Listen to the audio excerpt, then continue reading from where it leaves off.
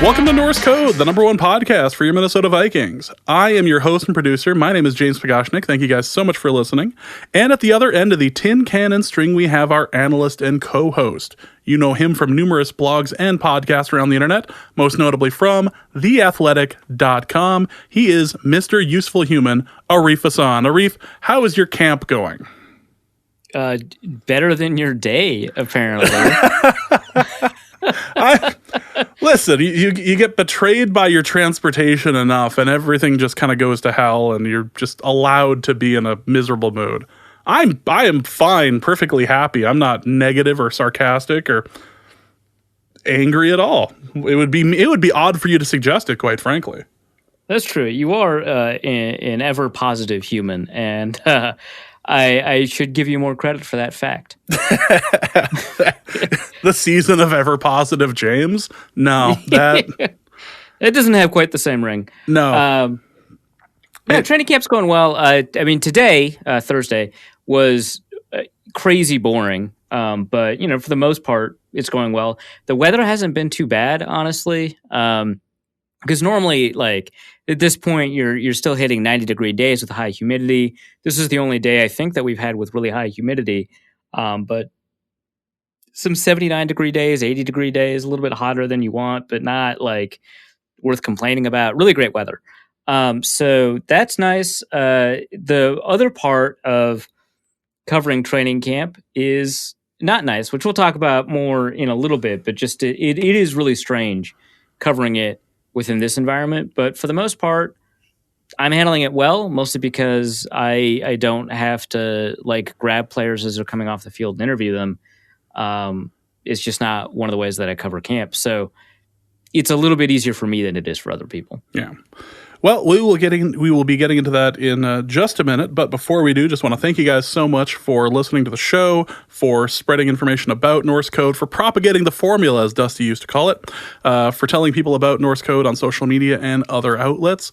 Just want to thank you guys so much. If you enjoy the show and would like to donate to the show to help keep the lights on, help keep the Loch Ness Monster at bay, and access bonus episodes that we put out just about every episode, you can go to patreon.com/Norse Code, or you can go to paypal.me/Norse Code and donate there as well. Again, this all goes to things like purchasing new microphones or laptops when we need it, or just emergency funds for the live shows, which we are hoping to have next year. I'm so annoyed that we can't do one this year. Like I wanted to do a training camp one, and I wanted to do, because we've been threatening to do it for years. And we just never ended up pulling. we told you people we were going to do this. We've been threatening to do it this year, or we've been threatening to do a training camp show for a while, and then wanted to do the one in either Tampa Bay or wherever. But that does not appear to be a thing because people cannot be trusted. So we will hopefully be able to do that next year once everyone stops being able to get sick from this. Yeah, let's go with that. Hopefully we'll be able to do that next year. But if you'd like to donate to the show, you can do so at patreon.com/Norse Code or paypal.me/Norse Code as well. Speaking of the Patreon, it was decided last week that if you are a part of the Patreon, we are doing a fantasy league just for you guys. So if you would like to enter that and you've already emailed me or messaged me, go ahead and just message me again and say, hey, I am somebody who is a part of the Patreon group. I would like to be entered into both. You qualify for both leagues. Also, if you would like to join the Fantasy League, it is back. Hide your kickers, hide your waivers. We will be drawing for that in the very beginning of September. It is the Norse Code Fantasy League, the famous Norse Code Fantasy League, where it is negative 25 points for a missed extra point. It should be, the rule also should be, if your kicker throws an interception, or if your kicker throws a pick six, it should mean automatic loss. But I'm not sure how to make that automatically happen inside of Yahoo, and I really don't want to have to just go in and adjust scores manually. But it is negative 25 points for a missed extra point. If you are interested in such shenanigans, you can email us at norsecodepodcast@gmail.com and just say you'd like to enter the lottery. Or you can DM the Norse Code DN Twitter account, and I will be happy to add your name to the list of, I believe it's over 150 now, people who are interested in the Norse Code League. Every year What's wrong with you people? Every year I am amazed at the number of people who are willing to put themselves through this. Of all, like, I even got a request from the guy who run, I think it's Chris Gates, the one who runs the actual Daily Norseman Twitter account. Like, he even messaged me going, I think I'm ready for this. I think I'm ready for this sort of self-hatred. So there are lots of awesome listeners who are ready to hate themselves, ready to hurt themselves, ready to hate themselves. And you too can join the ranks by emailing norsecodepodcast@gmail.com or the Twitter account norsecodedn. Just DM me your email address. I will add it to the list. I'm not selling this. I just grab the list and just use it so I can communicate with you guys after the drawing to say these people are in. Please, so I can like set up the Yahoo thing. Otherwise, it's a giant pain. So just give me your email address through there. I will set it up and I will do the drawing in the very beginning of September. So we will have the appropriate number of people and a couple of alternates just in case. And alternates have been used in the past because we have had a couple people with cold feet going, you know what? I've decided I cannot do this. In good conscience, I cannot continue with this course of action. I have to sleep at night. I have to enjoy football on Sunday and not be rooting for somebody's kicker to miss all the time. So we have had to use the backups. So if you are interested, again, just email me or DM the Twitter account. So all of that aside, welcome back to this episode of Norse Code. It is a training camp season. It is in full swing. And the question that a lot of listeners have for you is, what does training camp look like in the COVID year?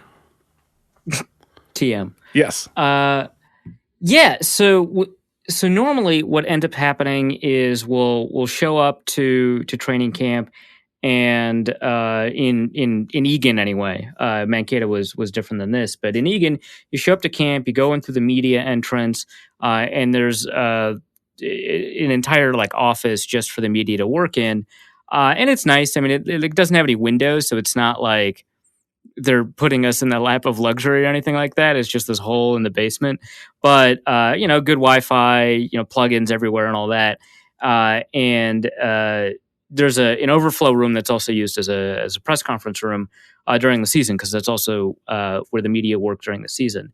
So you set up in there, get ready, and then you head out, and you can walk along as a member of the media. You can walk along the sidelines to any of the practice fields. You can walk in between the practice fields up to an appropriate distance, and then you can walk up onto the berm behind the practice field, which, if you've seen any shots of the practice field, is the giant thing that says Land O'Lakes. Year one, you couldn't, because I think they were worried about their advertising agreement with Land O'Lakes, or they were worried that like some beat reporter would fall and sue the Vikings. After having met the beat reporters, they've decided that no, they don't really care if a beat reporter falls. And so I was just going to assume that they decided that it's okay. Like, if he dies, he dies. Yeah, exactly. It's they're responsible for their own. But and so you can walk on the berm. And what's nice about all that is that you're not that far away from the players.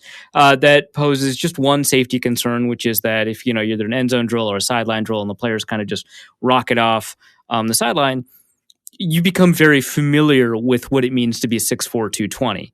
Running a 4.5, like that's a lot of muscle moving at a very high rate of speed that doesn't really get captured very well on television.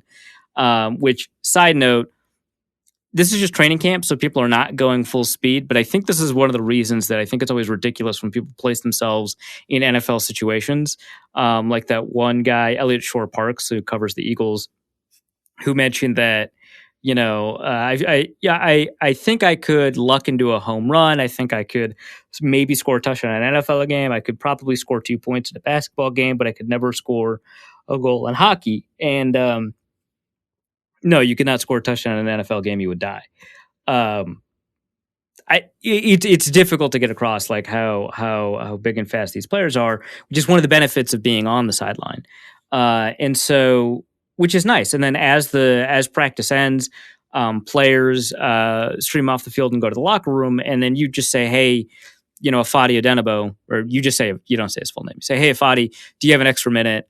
Can I talk to you?" And normally they say yes, unless they're on like the player availability list. So if you're a first round pick or like the quarterback or like a star player, there's designated days that they're available. But for the most part, for most of the players, you can just flag them down and talk to them for 5-10 minutes, which is how a lot of really good pieces are written during training camp, because then you can get kind of the player's backstory and you learn a lot about them. And you learn kind of like what makes them tick or why they chose that number or whatever, right? And then you walk all the way back to the media center. There's a direct path from the practice field to the media room, but you can't take it. You have to walk all the way around the building on the outside. I always find that funny. But yeah, and if it's rainy or there's a lot of wind or for whatever reason it's unsafe to practice outside, they go inside and then you can cover the team from inside the practice field in the indoor basically hangar area. Typically they'll limit the amount of media that can go in. You can't bring any cameras in there. There's not enough space and stuff like that. But that's kind of what it's normally like. And now the media can't go out into the practice area at all. And so they've got this area set up that's behind the fan bleachers, where the VIP section for people who like pay extra to get VIP tickets at training camp or whatever. Normally they set up like this like air conditioned pavilion with like food inside, and you can look out the window and you can see the players. So they got rid of that because they're not having fans at training camp. And so the media just stands there without the pavilion, by the way. And we're watching the players from really far away. So we're behind and above, but we're behind the bleachers that typically the fans are at. And so we're really far away from the players. And I figured that this would be a problem. So I brought my binoculars on day one, and now other people have started bringing binoculars. But it becomes really difficult to kind of identify what's happening. And one of the things that I really miss from a player evaluation perspective is you can get a really good sense, especially of wide receivers and quarterbacks, how fluid or how quickly a player is moving the closer you are. And so the further away, the more it kind of flattens the skill curve for that kind of thing. And so it's kind of more difficult to evaluate. But now that we're further away, we don't get the ability to flag players down. You have to talk to someone in PR and you say, "Hey, can I get a one-on-one with whoever?" They have to set up a Zoom call.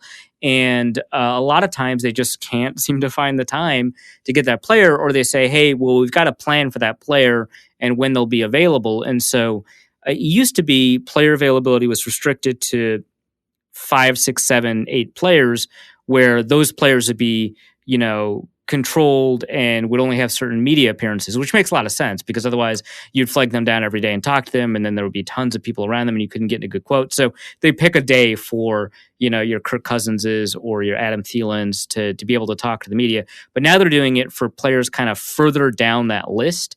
And so if you wanted to talk to any of the starters, there's probably a day they've already kind of decided that the starter is going to be available via Zoom call. And if they're not a starter, you either have to like find a way to like text the player directly, which, some media members have the ability to text players. I don't like go out of my way to network, so I'm really bad at that part of reporting. And so, they'll do that. And Matthew Coller's got a bunch of great podcasts with a bunch of backup tight ends. Or they'll set up a separate individual Zoom meeting through PR. And that's just like a lot of work, and it's much more difficult to get like a story that's rich with quotes. Like one of the stories that I wrote last year was about how the Vikings have converted a bunch of defensive ends to defensive tackle, or have like a bunch of undersized defensive tackles. And so I talked to like 5 or 6 different defensive linemen about it. And I asked about, hey, what's it like Afadi, you switch from defensive end to defensive tackle and back again. Now Jalen Holmes, is switching to defensive tackle. What is the transition like? And then I talked to Jalen Holmes and I talked to Herky Ismail about gaining weight. I talked to Linval Joseph about what it's like to play next to somebody who's making that switch. I talked to D'Lo Johnson, who switched from 3 tech to nose tackle. And I wrote the story based off of everything that they said, which is really nice. That you can't get like 5 or 6 players unless you're willing to be really patient on a story that honestly, like I really liked writing that story, but honestly, it's not worth waiting like 3 weeks to write it. Um, unless you're willing to be that kind of patient, unless your story is good enough that it requires that kind of patience, and allows you to figure out all the availabilities for all these players, then you can't do it. And if you've come up with this idea for a story and that player already had their availability, like Shamar Stefan already had his availability, I don't know when the next time he's going to be available is. Then you might be a little bit out of luck on those questions. So it is a lot different being much further away from the players, which is more difficult to evaluate. It's a lot different not having the ability to just talk to the players when you've got the capability to talk to them. And it kind of sucks. It sucks a lot less for me than it does for a lot of other people who build their training camp stories based off of the interactions that they have with the players. And so I'm really lucky that my style of journalism doesn't require that as much. Although I would really love to talk to them. I had a really good story where I don't even know if I used a single quote from him, but I learned a lot talking to Anthony Harris, and I was able to write a story based off of the things that he said. I don't know if I even used a quote from him, but being able to talk to him about some of the stuff I was about to write about was super useful. And so not having that, even for me, somebody who doesn't use a ton of quotes and stories, is kind of restricting. And then you get into whether or not there's additional requirements put on reporters, or restrictions, I should say, put on reporters. So the Green Bay beat got new restrictions like 2 days ago, which is why they raised these concerns, because they didn't have those restrictions previously, where they couldn't tweet out things like the depth chart or other like really normal info, like injury and stuff like that, normal stuff that reporters would normally be able to report on, which brings up the question, like, why are we here if we're not talking about, who's winning or losing these camp battles? That is a critical part of the training camp story. And now fans are suffering because what are the things that people always talk about, how reporters complain about access. And I get that it's like pretty annoying. But a lot of the best stories that you'll read this year come from that kind of access, even if it doesn't include a single player quote. Like I mentioned with that Anthony Harris thing, I don't remember if I quoted him or not, but there's a ton of great stories that come up because reporters have access to players.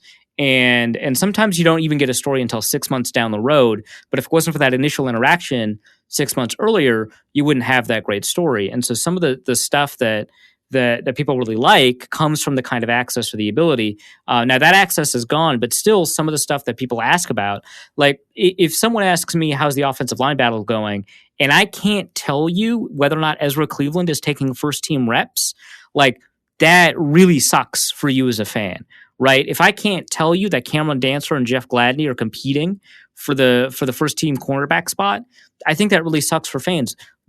Especially this year for the Vikings, but just generally speaking, the primary questions fans have are, who's going to play for the team that I cheer for, and in what capacity or what role are they going to have when they do that?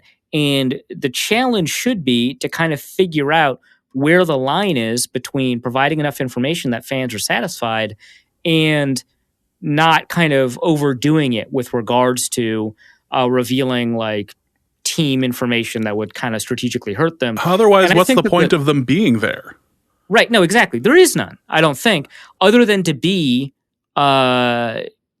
mouthpieces for press releases, essentially. And then if that's the case, you don't need The Athletic and the ESPN and Associated Press and the Milwaukee Journal Sentinel and the Green Bay, Gazette. You don't need all of those people there because it's the same press release, right? And so there's no reason to have media there. And I think it's really shitty and annoying that the Packers have done this. They say that they've got their own pro scouts following media reports.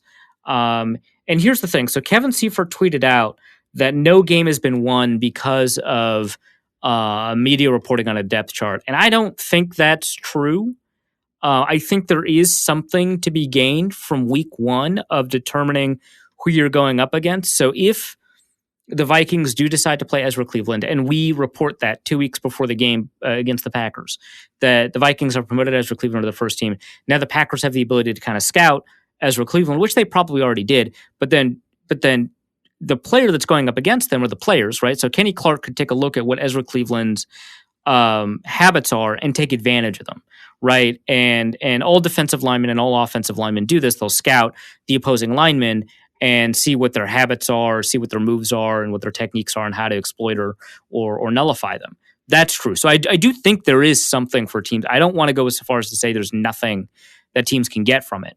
But I just think that because it's an entertainment product for fans, you should probably bias a little more on the side of providing the kind of information that will make fans a little bit more engaged with the game.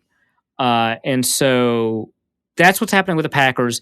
Now, the Vikings have given us, I think, pretty restrictive guidelines for what we can do, and we've been working around them. We can't tweet during practice unless it's live streamed, in which case it would make sense not to be able to tweet during practice. The amount of video and a photo that we can take, and I haven't been taking any video this year, has been severely restricted. And so we can only take video for like the first 2 sessions, and the first 2 sessions kind of don't do anything. Whereas before we were able to take video for, the first half of a lot of these practices. So that sucks. But we've been working around it. But the way the Packers have had control over their media operation, I think, is even more restrictive than that. And I'm kind of curious because is there a way around it? Because if you tweet out, hey, the best play of the day today was Aaron Rodgers throwing a deep ball to Marquez Valdes-Scantling over Kevin King, that tells you that Kevin King and Marquez Valdes-Scantling are working with the first team, right? Like that basically tells you kind of what the depth chart there is. Or, hey, Jordan Love threw a great ball to Geronimo Allison's not on the team anymore, but Geronimo Allison, right? And they're like, oh, that tells you that Geronimo Allison's on the second team. That is basically revealing the depth chart. And if you just tweet out kind of the play-by-play, which doesn't seem to be disallowed, you're doing the same thing. You're finding a way around it. Saying like Zadarius Smith did a great job beating David Bakhtiari, but A.J. Dillon, was able to stop him before Rodgers threw the ball. That tells you A.J. Dillon took at least one rep with the first team, right? So, like, I don't know what you can and cannot tweet or report with regards to that, but like, I think it's silly, and I think you're challenging reporters to work around it. And I think that teams do want to have relationships with reporters because otherwise the stuff that the team wants to get out there, like if the team wants to talk about some of the good that they're doing in the community, the reporter is not going to not report that, right? That's part of the story, and so they'll do that, but they're not going to go above and beyond either, right? If you're not making their job any easier, they're not going to make your job any easier. And the Green Bay Packers really pride themselves as being unique among NFL teams and being involved in their community. I don't think that's actually the case, but it's something that they take a lot of pride in. And so it is weird that they would kind of hamstring their efforts to kind of get that out there by refusing to work with reporters. So I also find it interesting that Gutekunst was in charge of that. Now, I know that general managers generally have a lot of control over the non-football side of the operation, but it is weird that he kind of got that involved with PR. But it's not like that for the Vikings. It is still very restrictive for the Vikings. It's not like it's the weirdest decision he's made in the past 6 months or anything. That's true. Speaking of which, did you see the tweet that came out that showed the footwork out of Green Bay's camp? I've seen it like 80 times now. I'm done with it. It doesn't prove anything, but it is funny to watch in a look at the dumb thing that Green Bay did. Watch in 6 years, he'll have 3 Super Bowl rings, and the Vikings will be picking number 1 again. But I saw that tweet go out, and I was like, oh, okay, cool. And then I looked at the replies to the tweet, and it was a bunch of really defensive Packers fans. And I was just like, man, honestly, just own it. Just say he's not ready yet. You lose nothing by saying he's not ready yet because you've got a Hall of Fame quarterback starting for you. It doesn't matter. You have a Hall of Fame to me. You have a Hall of Fame quarterback starting until he wants to leave, basically. Right. It doesn't really matter to me kind of what it looks like. But it seems to matter to you a lot, which is really funny. And that's I want to talk about it more because of how defensive people are being than anything else. It's like the people who are upset about, posting negative comments or negative articles on Mitch Trubisky's birthday. Like, that was amazing. There's few things on this planet I care about less than how Mitch Trubisky feels about negative articles being posted about him on his birthday. Well, it wasn't even a negative article. It was a negative tweet. And it wasn't even about Mitch Trubisky. It listed 5 quarterbacks, and Mitch Trubisky was like the worst one in this category. It was a number of games below a 60.0 grade in PFF. And Mitch Trubisky had the most since 2018 or whatever. And they're like, I can't believe they posted this on his birthday. And it's like, do you think they have every player's birthday memorized? No. You know what would be better if it wasn't his birthday, and that was their that was their response to everything. How dare you post this thing about Mitch Trubisky on his birthday? You Google it; it's like October 7th. You're like, what the hell? And you go in their tweet history. That's all their replies are. They're like a bot. Like how badly? Okay, actually, we should start doing that. Yeah, we need to create a Mitch Trubisky birthday bot. Okay, that's good. There's got to be somebody who listens to the show that's reasonably good enough at making Twitter bots that can do that. Yes, like anytime the word Trubisky is said on Twitter, that immediately. I can't believe you'd post this on his birthday.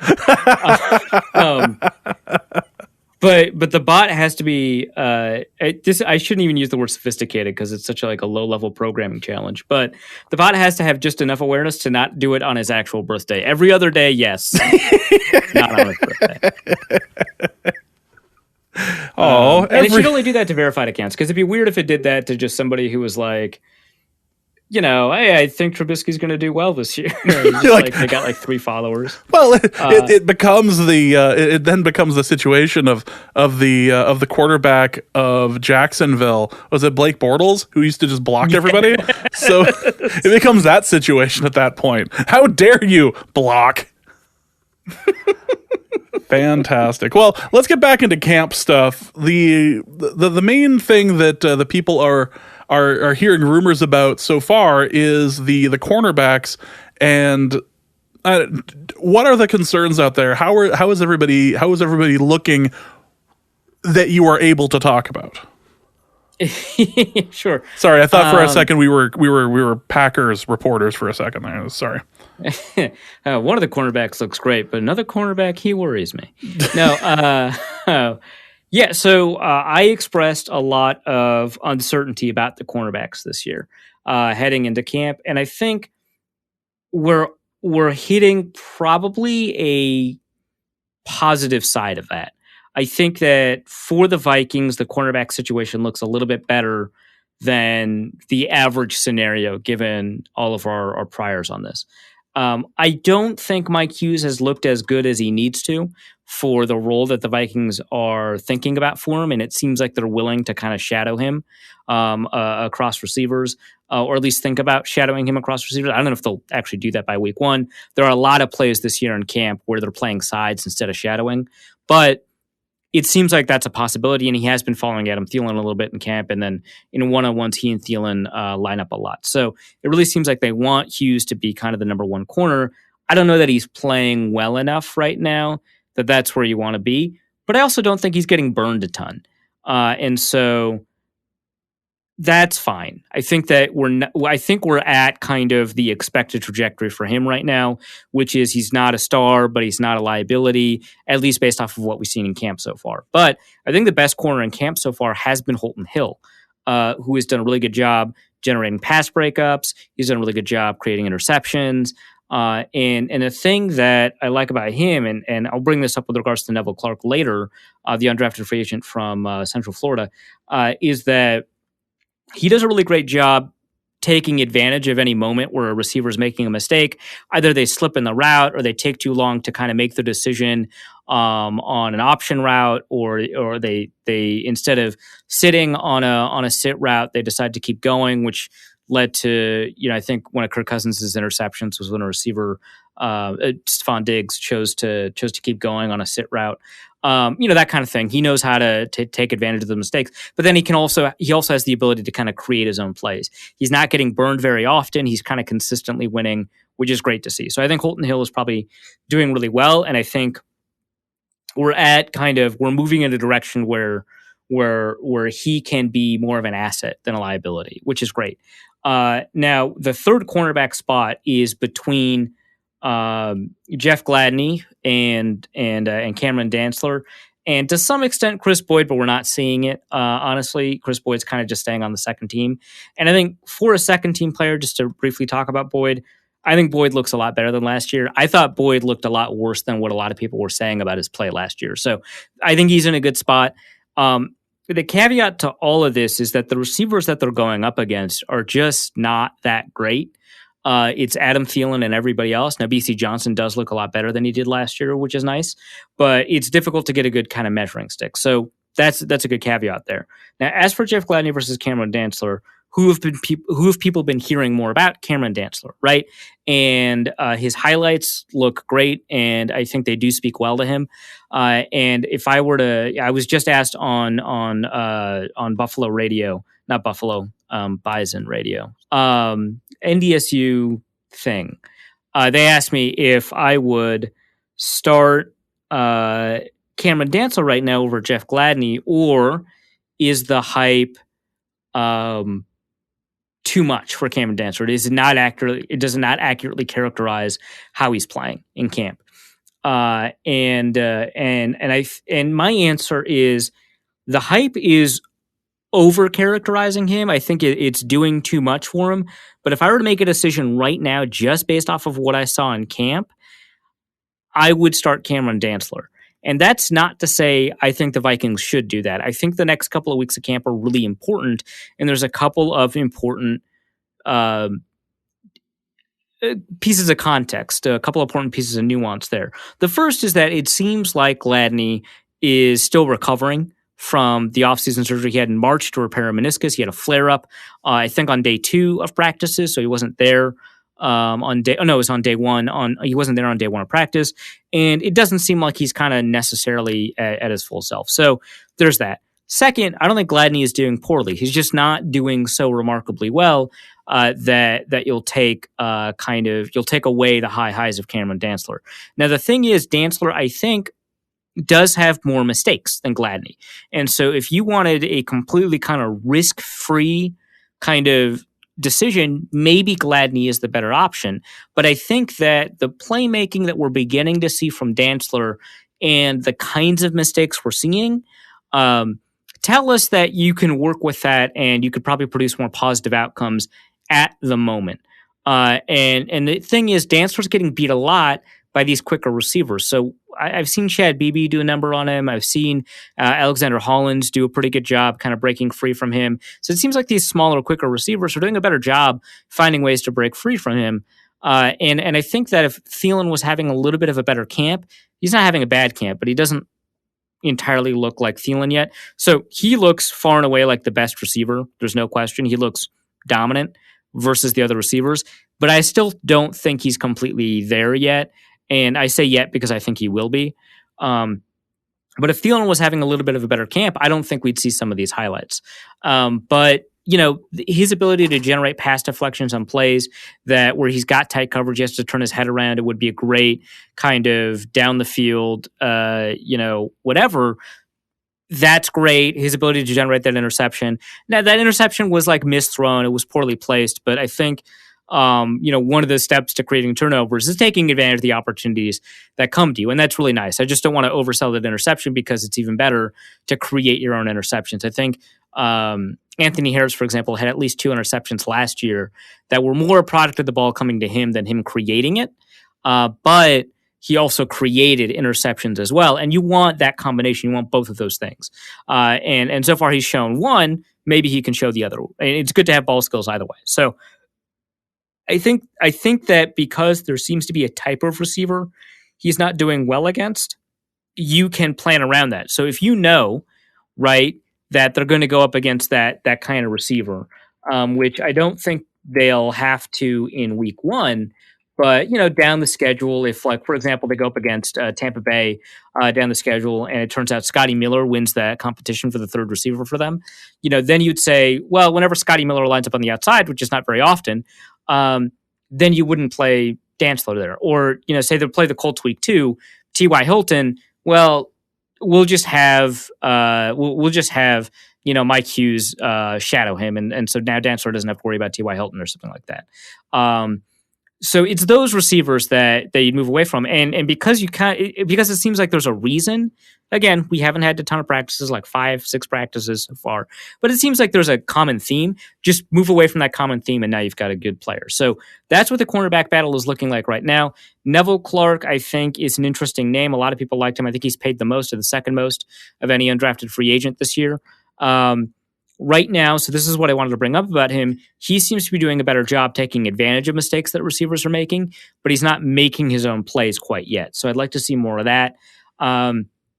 As for the other cornerbacks, I don't know that anyone has really stood out to me. I'll take a quick look at the cornerback chart to see if I missed a name. Yeah, Harrison Hand, Mark Fields. The Vikings have been talking about Mark Fields. He's got some pretty high highs and some really low lows. So I don't know that he's done anything to really stand out. Nate Meadors is playing more safety than cornerback, even though he's listed as a corner. So yeah, that seems to be it. I don't know that Harrison Hand is playing poorly or anything like that, but I don't know that he's really shouting for a roster spot. I think they'll have to keep 6 corners for Harrison Hand to make the team. But yeah, that's how I feel about the corners. So the other big concern is the wide receiver depth chart. How's that looking? Yeah, so I think that a lot of people want Justin Jefferson, me included. I think it's reasonable. It's not an unreasonable want, but a lot of people want Justin Jefferson to just take over the wide receiver 2 spot and be an impact player. And I think that's the plan. But he hasn't demonstrated that he deserves it yet, and he hasn't been taking too many of those snaps. It has been BC Johnson. I think BC Johnson, so this is what I said on the Zone Coverage podcast. I said, most of these players still look rusty, which is why I'm not concerned about Adam Thielen. I also have kind of hey, a bunch of people are beating Eric Hendricks. What does that mean? Maybe it's all just rust, right? They haven't had OTAs. They haven't had minicamp. They haven't had any of the spring practices that you'd expect. Because of that, a lot of players are building back up to where you would expect them to be at this point in camp. They don't look like the first couple of days in camp that I've seen in the past. They look worse. Most of these players do. Like I said, Adam Thielen's one of them. BC Johnson doesn't. He looks exactly the same, which makes him look better than a lot of other people, which I think tells us that maybe he's improved, because if he's still it's either one of these things. Either he's improved, right? And as the rust kind of wears off, he's going to look better and better, or he can just get back into form right away for whatever reason, and this is who he is, which I think both of those are good things, honestly. But I think he looks, like he should be the second receiver. I don't think Tajay Sharp has played better than him. I don't think Justin Jefferson has played better than him. I don't think Chad Beebe has played better than him. So I think that's what receiver 1 and 2 looks like right now. It would be nice if Jefferson played well enough that he could, demand that spot. But he hasn't done it right now, and I don't know that he's played poorly enough for me to be worried about him either. He already looks better than when Laquan Treadwell had his first rookie camp, right? But he doesn't look like Stephon Diggs did his rookie year. So we'll see. He had a really good day-to-day. Ended it, or didn't end it, but near the end of practice, finished with a touchdown in a 2-minute drill, which required a lot of adjustment to the ball in the air, which is nice to see. In decent coverage too, so that was good. But is he kind of wide receiver 2 material yet? Probably not. I think he still has a lot of time to prove that he can. So we'll see. What's really interesting is that the Vikings haven't had a lot of shots downfield as part of their offense. And so we're not getting a ton of receiver standouts because we typically use the deep shots to make those evaluations. Probably for worse, but for better or worse, the way that media reports on training camp. But yeah, we haven't seen a ton of that. Tajay Sharp reminds me of all of the veterans the Vikings have brought in over the years at receiver that weren't immediate starters. So Michael Jenkins aside, they brought in Kendall Wright and Tavares King, and they've brought in some other veterans. They bring them on basically every year, and they don't seem to make the roster, first of all, at all. But second, they don't seem to make a huge impact in camp. Tajay Sharp, I feel like, has got maybe a better shot to make the roster, but I don't want to oversell his opportunity. But right now, the pecking order is in 2 receiver sets. It's clearly Thielen, Johnson, then Jefferson, then Sharp, or Sharp and then Jefferson.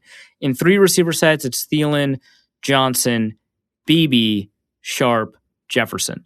And so that's what it looks like in drills. That's what it looks like in team practices. Now, it is notable that for the first time in a 2-minute drill, Justin Jefferson had some time on the field. But at the same time, that's mostly because some starters sat out. So Adam Thielen did not participate for a good chunk of practice, and Justin Jefferson was able to take some of those snaps. So there is that. I am most excited about Alexander Hollins, who looks a lot bigger than he did last year. Remember, his listed weight was 166 pounds. He looked like an assemblage of toothpicks. He now no longer looks like that. He looks like, a football player. His nickname used to be Bones because of it. And now he looks like a bigger, stronger player. And I think it's showing, and he's playing really well in camp. So I'll say that Dan Chisna is one of those guys that I'm just inherently fascinated by. Played football his redshirt freshman year at Penn State, but because he was a redshirt, he didn't actually play football. He was just on the football team. Left the football team to be a walk-on onto the track team. Earned a scholarship on the Penn State track team. Was on it for like 3 years. Won like the Big Ten Indoor National Champion, or not national, the Big Ten Indoor Conference Championship at a couple of events. Then decided to walk on to the Penn State football team again. Then earned a scholarship on that football team. And caught like 3 passes all year. Was mostly a special teamer. Ended up showing out in like the NFLPA Bowl or something like that. Caught like 154 yards of passes or something. I don't know. But he clearly is not much of like a football player. And so you send him on a deep route. He's clearly fast. The ball comes his way. He actually does a really great job catching it. He's got really good ball skills. He wins contested catches. I didn't expect that. He catches away from his frame. He doesn't trap it against his body. That's great. He's just an awful route runner. And it takes him forever to kind of get into his route. And Sam pointed this out on the Zone Coverage podcast, but there was one play where the ball's sailing over his head and he's still kind of looking down to kind of keep track of his feet to make sure he's doing all the right things, and he misses the fact that the ball has been thrown. Then he looks over the wrong shoulder, and the ball sails over his head. It would have been catchable if he was tracking it. Braxton Miller had that problem actually, and he was a receiver convert from quarterback. So he's interesting, but like he can't run her out. But his ball skills are really curious. So that's what's happening at receiver. Honestly, I don't expect Justin Jefferson to have an immediate impact. That doesn't mean he's not going to have a lot of yards as a rookie, but if he does, I think a lot of them come in the second half of the season. At least that's what it looks like so far. So Shaq used to have this saying that he played basketball in order to get in shape to play basketball. Is it sort of like that, where it seems like some of the players didn't, maybe they kept in shape or whatever, but they're not really in game shape until until they do like OTAs and everything, and then by the time training camp hits, okay, we're starting to hit, we're starting to get on full cylinder and everything, but they need that little extra time in order to do it, which they haven't had the chance to really with everything being locked down. Yeah, I think so. I think that's the case. I think that especially because like all the movements that are specific to football, you can't really replicate on a consistent basis without that structured environment. And you can't do it in the weight room. And so you do these off-season like informal practices like with your quarterback and stuff like that, maybe, which those were restricted to this year anyway. So like route running is such a specific set of movements that if you're in shape, that doesn't mean that you can get back into the mechanics of route running. You need to kind of like reactivate the neural pathways that that are used when you do that, and all of the shortcuts that your body takes to be able to make the right movements because you've practiced them so often, right? That's what muscle memory is, and so you might round off a route until your body remembers kind of what you were doing, and that's what it seems like. I think you have to play football, or at least practice playing football, in order to really be in football shape, because you can be in great health, you can be in great athletic shape, you might be able to run fast, you might be able to cut quickly, but all of the weird specific movements that are in football, they're very unique to football. And so I think that you just kind of need a while to get back into that. And I think there's nowhere more evident than with the way the quarterbacks are playing. I think they're all playing really poorly. And the ball placement's kind of all over the place. I'm not worried about it because I'm just not shocked that a lot of these players are rusty, but that's just kind of the state of things. I'm going to spend some time checking in on a couple of other teams, reporting on what's happening in camp to see if that's happening with other quarterbacks across the beat, or across the NFL. But that's my impression right now. I just like the idea that you have to play the game in order to play the game. You have to. That's funny to me. Yeah. Well, I think the exact thing was Shaq was saying, how do you get in shape to play playoff stuff? Well, I play the regular season to get in shape for that. Like I come in 20, 30 pounds overweight. By the time the playoffs hit, I'm only like 5. So the offensive line had a lot of questions, especially at left guard, and kind of the arrangement of players. How's that looking right now? Yeah, that I think is the most concerning to Vikings fans. So Aviante Collins and Dakota Dozier are trading off at left guard. Now Dakota Dozier is taking more snaps there on the first team, but Collins did take the first left guard snaps in camp today. I think that the fact that he got demolished today is maybe good evidence that they're probably just going to go with Dozier. But yeah, Ezra Cleveland is just stuck with the second team. Again, it could be a case where a player plays on the second team the whole time and then they start by the time week 1 begins, right? Which happened with Nick Easton. That happened with Andrew Sandeo back in 2014. I think Chris Crocker was taking every first team rep at safety, and then Andrew Sandeo ended up being the starter and Chris Crocker was cut. These things happen where somebody takes all the first team reps, at least with the Vikings, they take all the first team reps, they get cut, and the person on the second team is starting. So that's an opportunity, but I think it's going to be closer to, what happened with Brian O'Neill and Eric Kendricks and like kind of with Stephon Diggs, which is that for the first couple of games, the starter is going to be the veteran, and then they're going to move to the rookie.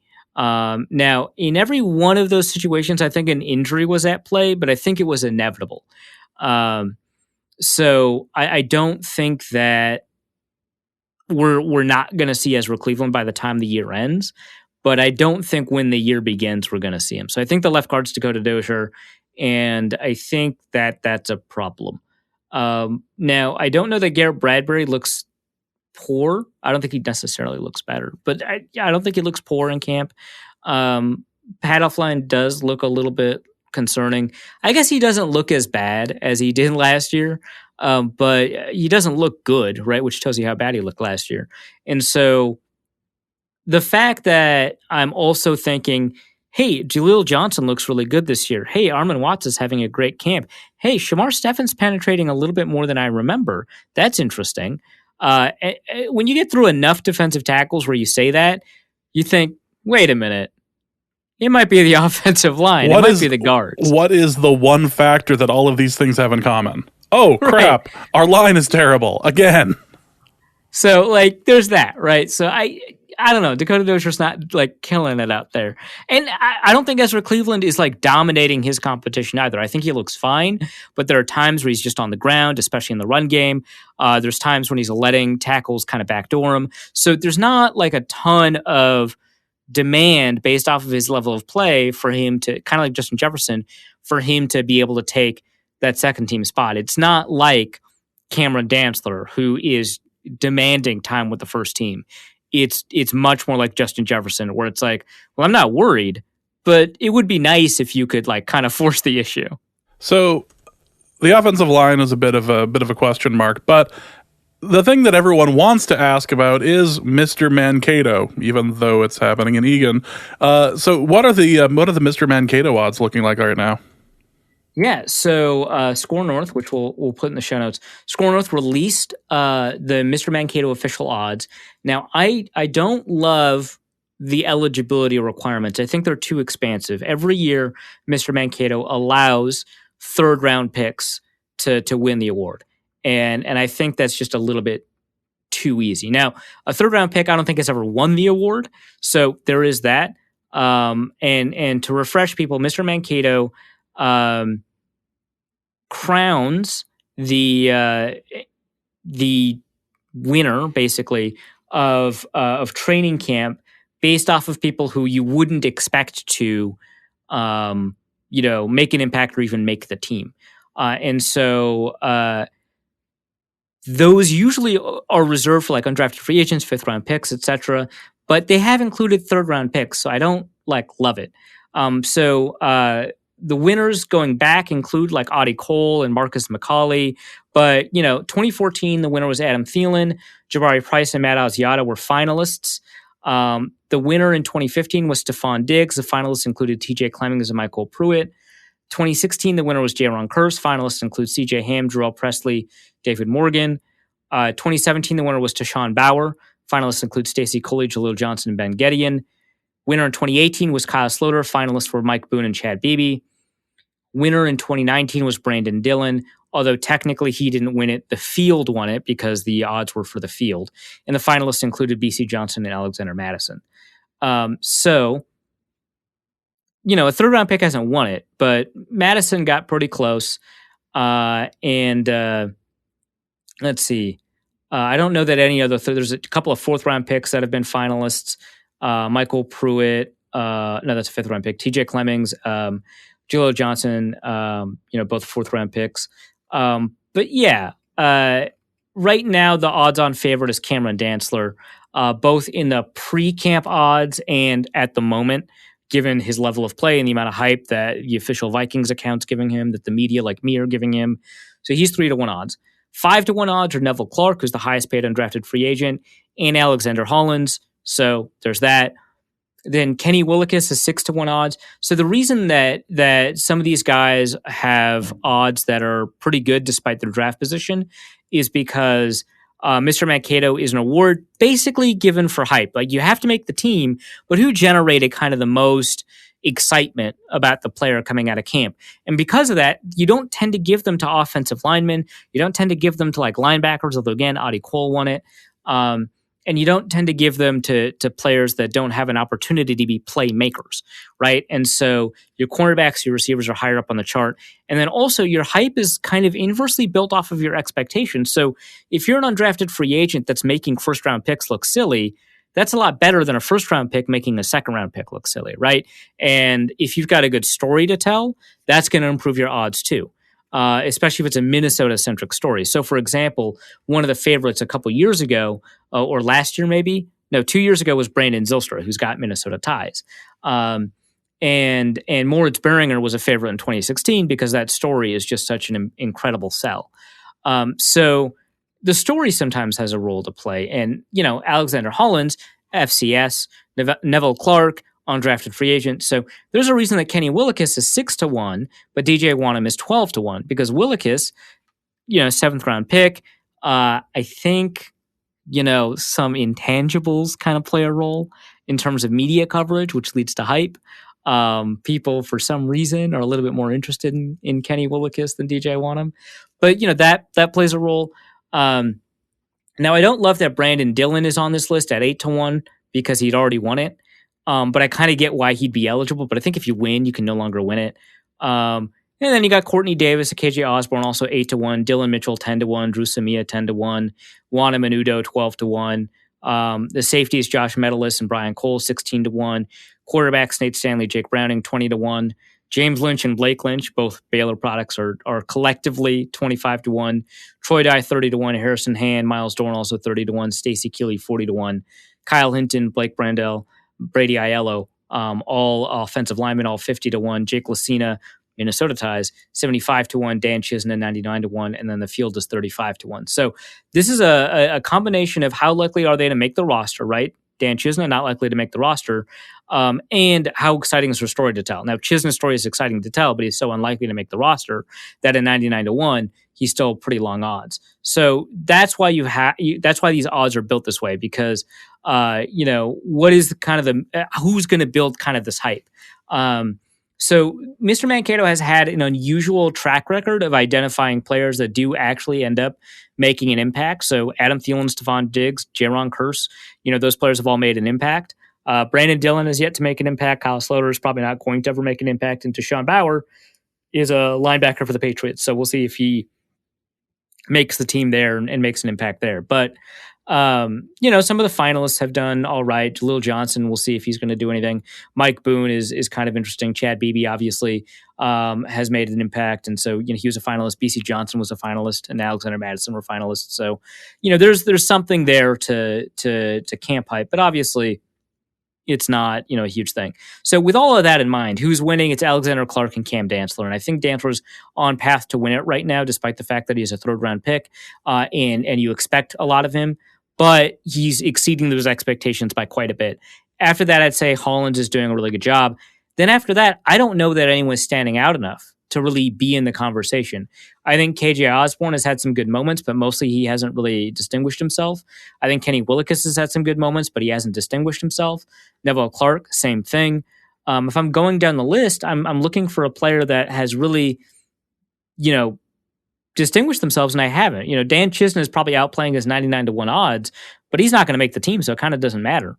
The field, maybe someone that isn't covered by these odds, but it does cover a lot of people. Armin Watts isn't eligible anymore, so he'd be the guy to look at. Maybe David Moa, but he's not really proving that he kind of deserves that hype yet. Jordan Fair, I thought he's played really well, but it's just difficult without a preseason for a linebacker to do that. Who else is unlisted? Hardy Nickerson, Mark Fields. Mark Fields maybe, but he hasn't lived up to kind of some of the praise the coaches have given him. So I think it's really just between those two for right now. So, the year that Adam Thielen won, was that the year that he ended up on the practice squad, or the year that he ended up making the actual roster? So his rookie year was 2013. So the year he won, I think, was 2014. Yeah, he won 2014, so he ended up making the roster. But that year, he was just like a personal punt protector and occasional punt returner. But he was a special teamer that year. So yeah, that was the year he made the roster. So there's been a little bit of smoke coming out of the out of Egan as far as whether or not Dalvin Cook is getting the extension that he so wants. There has also been talk about how it's broken off or broken down. Is this the sort of information that's leaking because the Vikings want it to leak, or is this the sort of thing that Cook's agent, who clearly does not have a control over the situation, is putting out? I think the Vikings have leaked it, but it certainly is something that multiple reporters have reported and confirmed. So I think Tom Pelisseri's reported it. Courtney Cronin, I think, has confirmed it. I think Chad Graff confirmed it. So it's pretty clear that the negotiations have stopped. The Vikings have put what is essentially their final offer on the table, which we're told is not that different from their initial offer, which is a good indication that the Vikings think they've got a really strong hand, they've got a lot of leverage, and that Dalvin Cook does not have a ton of leverage. And honestly, he doesn't. So, yeah. And what's interesting to me is that there's a lot of talk of a holdout, but really Dalvin Cook's holdout already occurred, which is that he was not participating in the offseason activities before training camp. What does that mean? I guess he just didn't answer the Zoom call or whatever. I don't know. But I guess that's what that means. Decided to just to not even pretend to be wearing pants during the Zoom meeting. Nope, not going to deal with it. Yeah. So that was the extent of his holdout, I guess. But I think it's already occurred because what ends up happening in the current CBA, as agreed to in 2020, is that in holdouts, the fines that you accrue during holdouts, I guess, can no longer be forgiven. So in previous years, the fines for missing training camp, they would go up day by day and they would escalate, I think, by day. And then, because the player that's holding out usually has a lot of leverage and is usually a star player, the fines are just kind of swept under the table and they're forgiven. And I think automatically they have to be levied, I guess. And because of salary cap violations, you can't find like a way around them, right? Now, I guess the alternate to that is just like the player just negotiates like that much more in salary. But still, it's something.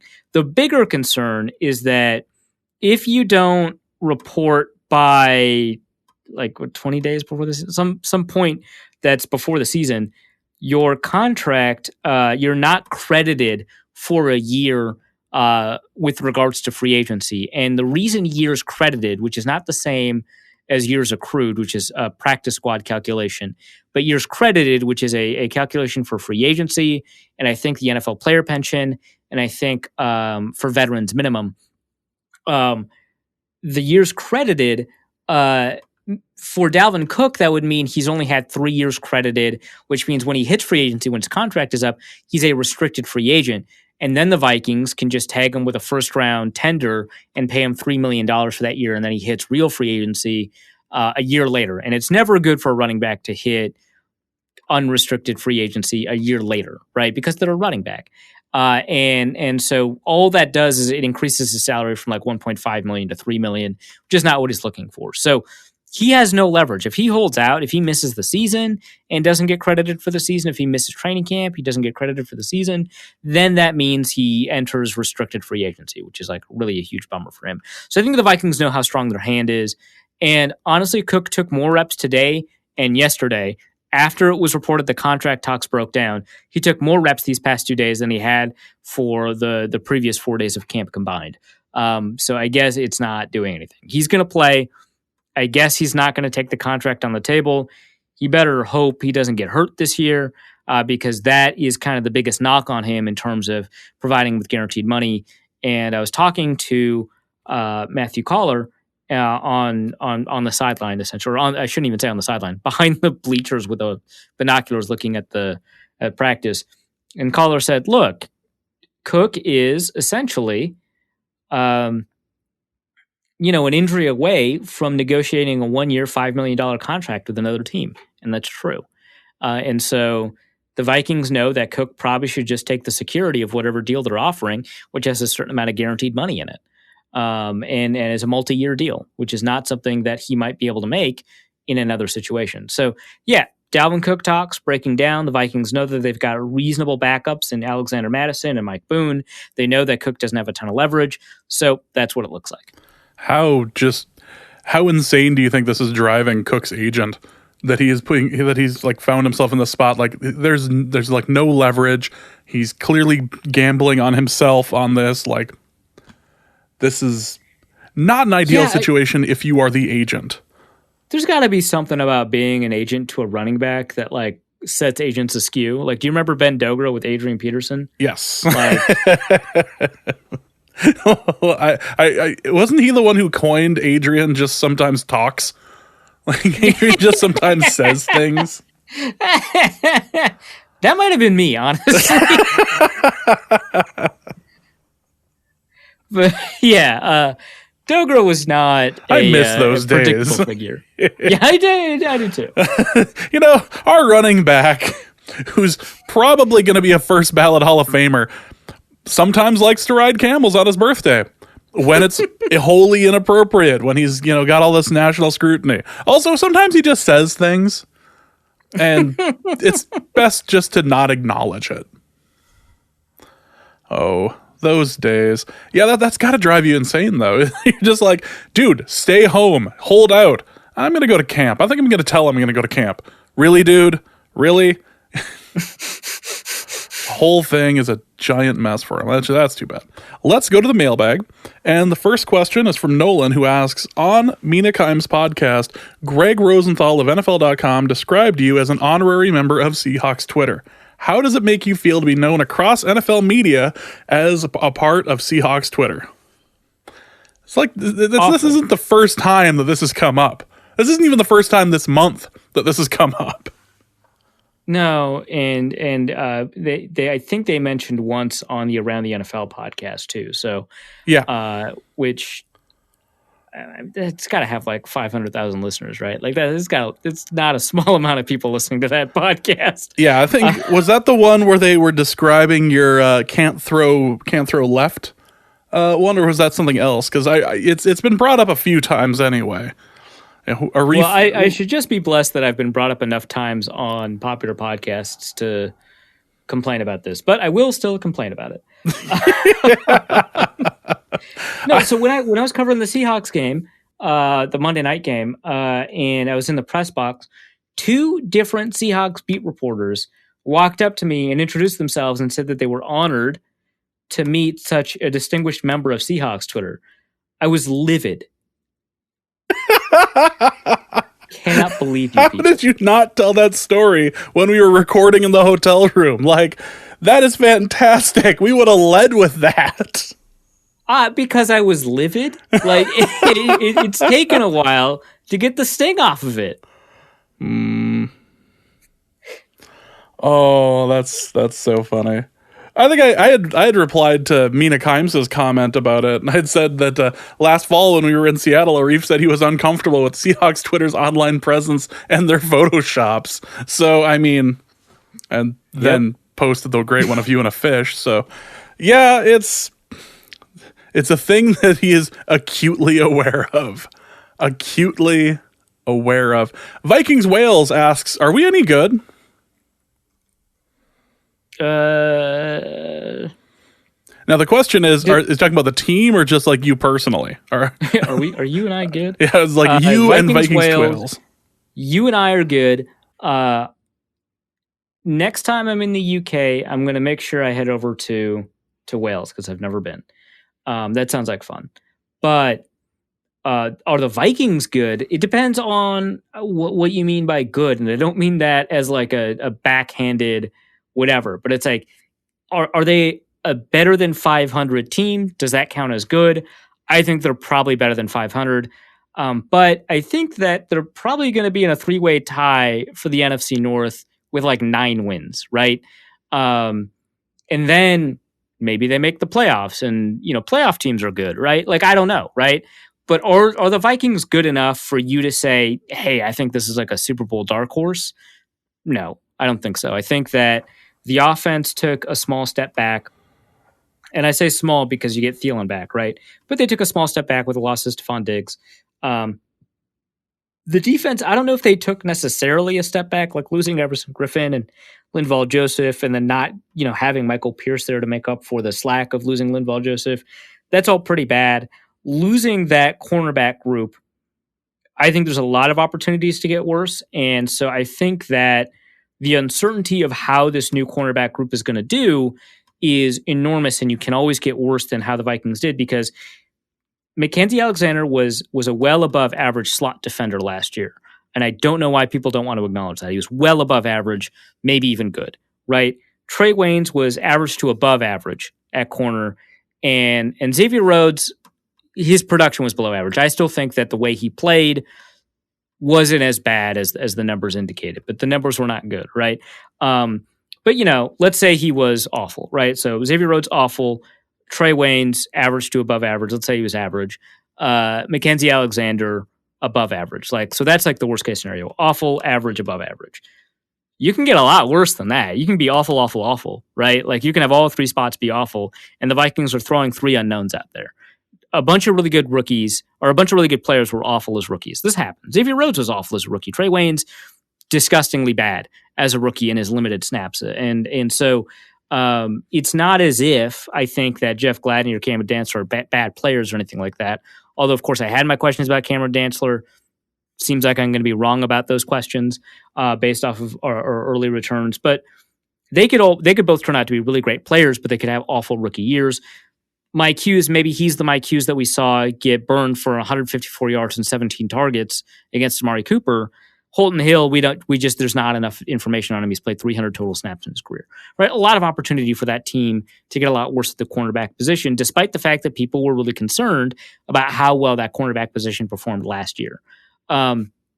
So Is the defense better? I think it's better than I would have thought 6 days ago, right? I think based off of what we've seen in training camp, I'm a little bit more optimistic just because that defensive line is getting a little bit of pressure, which is nice to see. Those cornerbacks are making plays, which is nice to see. I don't know that anyone's going to be a Pro Bowl quality player on that cornerback group, but nice to see. So maybe it's a 9.5, 10-win team because that defense is not taking as much of a step back as I thought. But offense takes a step back, defense takes a step back. They won 10 games last year? I don't remember anymore. Last year was a thing, I think. It was last year was 8 years ago, so that's the problem. I'm literally having to Google this. This is absurd. I can't believe this. Yeah, it was 10. Okay. Yeah. Go me. Yeah, 10 games. They won 10 games last year. I can't believe they lost that in the long ago. Yes. That first Chicago game, what an embarrassment. Mm-hmm. But yeah, they won 10 games last year. If they take a small step back on offense, a small step back on defense, now they're a 9-win team with a more difficult quarterback schedule, apparently. Now, the Vikings quarterback schedule last year was one of the easiest in the NFL, and a lot of that was because of circumstances that had nothing to do with necessarily their schedule, right? Because they played a lot of David Blau and Chase Daniel and Matt Moore, I guess. That's not their fault, right? And it's not even the fault of the schedule makers because they played the third quarterback for the Lions. They played apparently the second quarterback for Washington. They played the second quarterback for Kansas City. They played the second quarterback for the Chicago Bears for most of that game. So it's not as if the quarterback schedule was bad because the schedule was bad. It just was bad because who they played at the time. So projecting forward, apparently the Vikings have the most difficult quarterback schedule, if healthy, according to Mike Sando's tiers at The Athletic. And he wrote a list of who's got the most difficult quarterback schedule based off of what executives said were the best quarterbacks in the NFL. Interestingly, Lamar Jackson is a tier 2 quarterback in that system.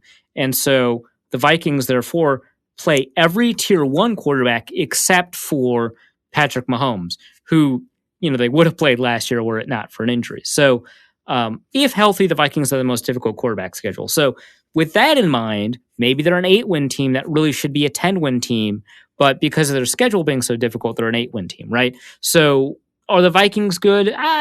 Probably, but I wouldn't oversell it. So I say breaking news or whatever. So the Timberwolves won the NFL draft or the NBA draft lottery. Yeah, it would be tough for them to win the NFL lottery. I mean, they can try as hard as they can. They won the NBA draft lottery. Boy, that's got to increase the price of the team when they're trying to sell. Right, exactly.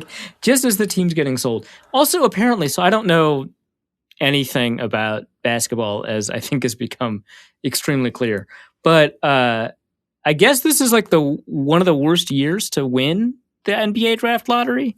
It's just not a great class. Well, besides the fact that it's not a really great class, it's also a situation of where you're the same with the NFL draft where you're I don't know when these kids are going to play.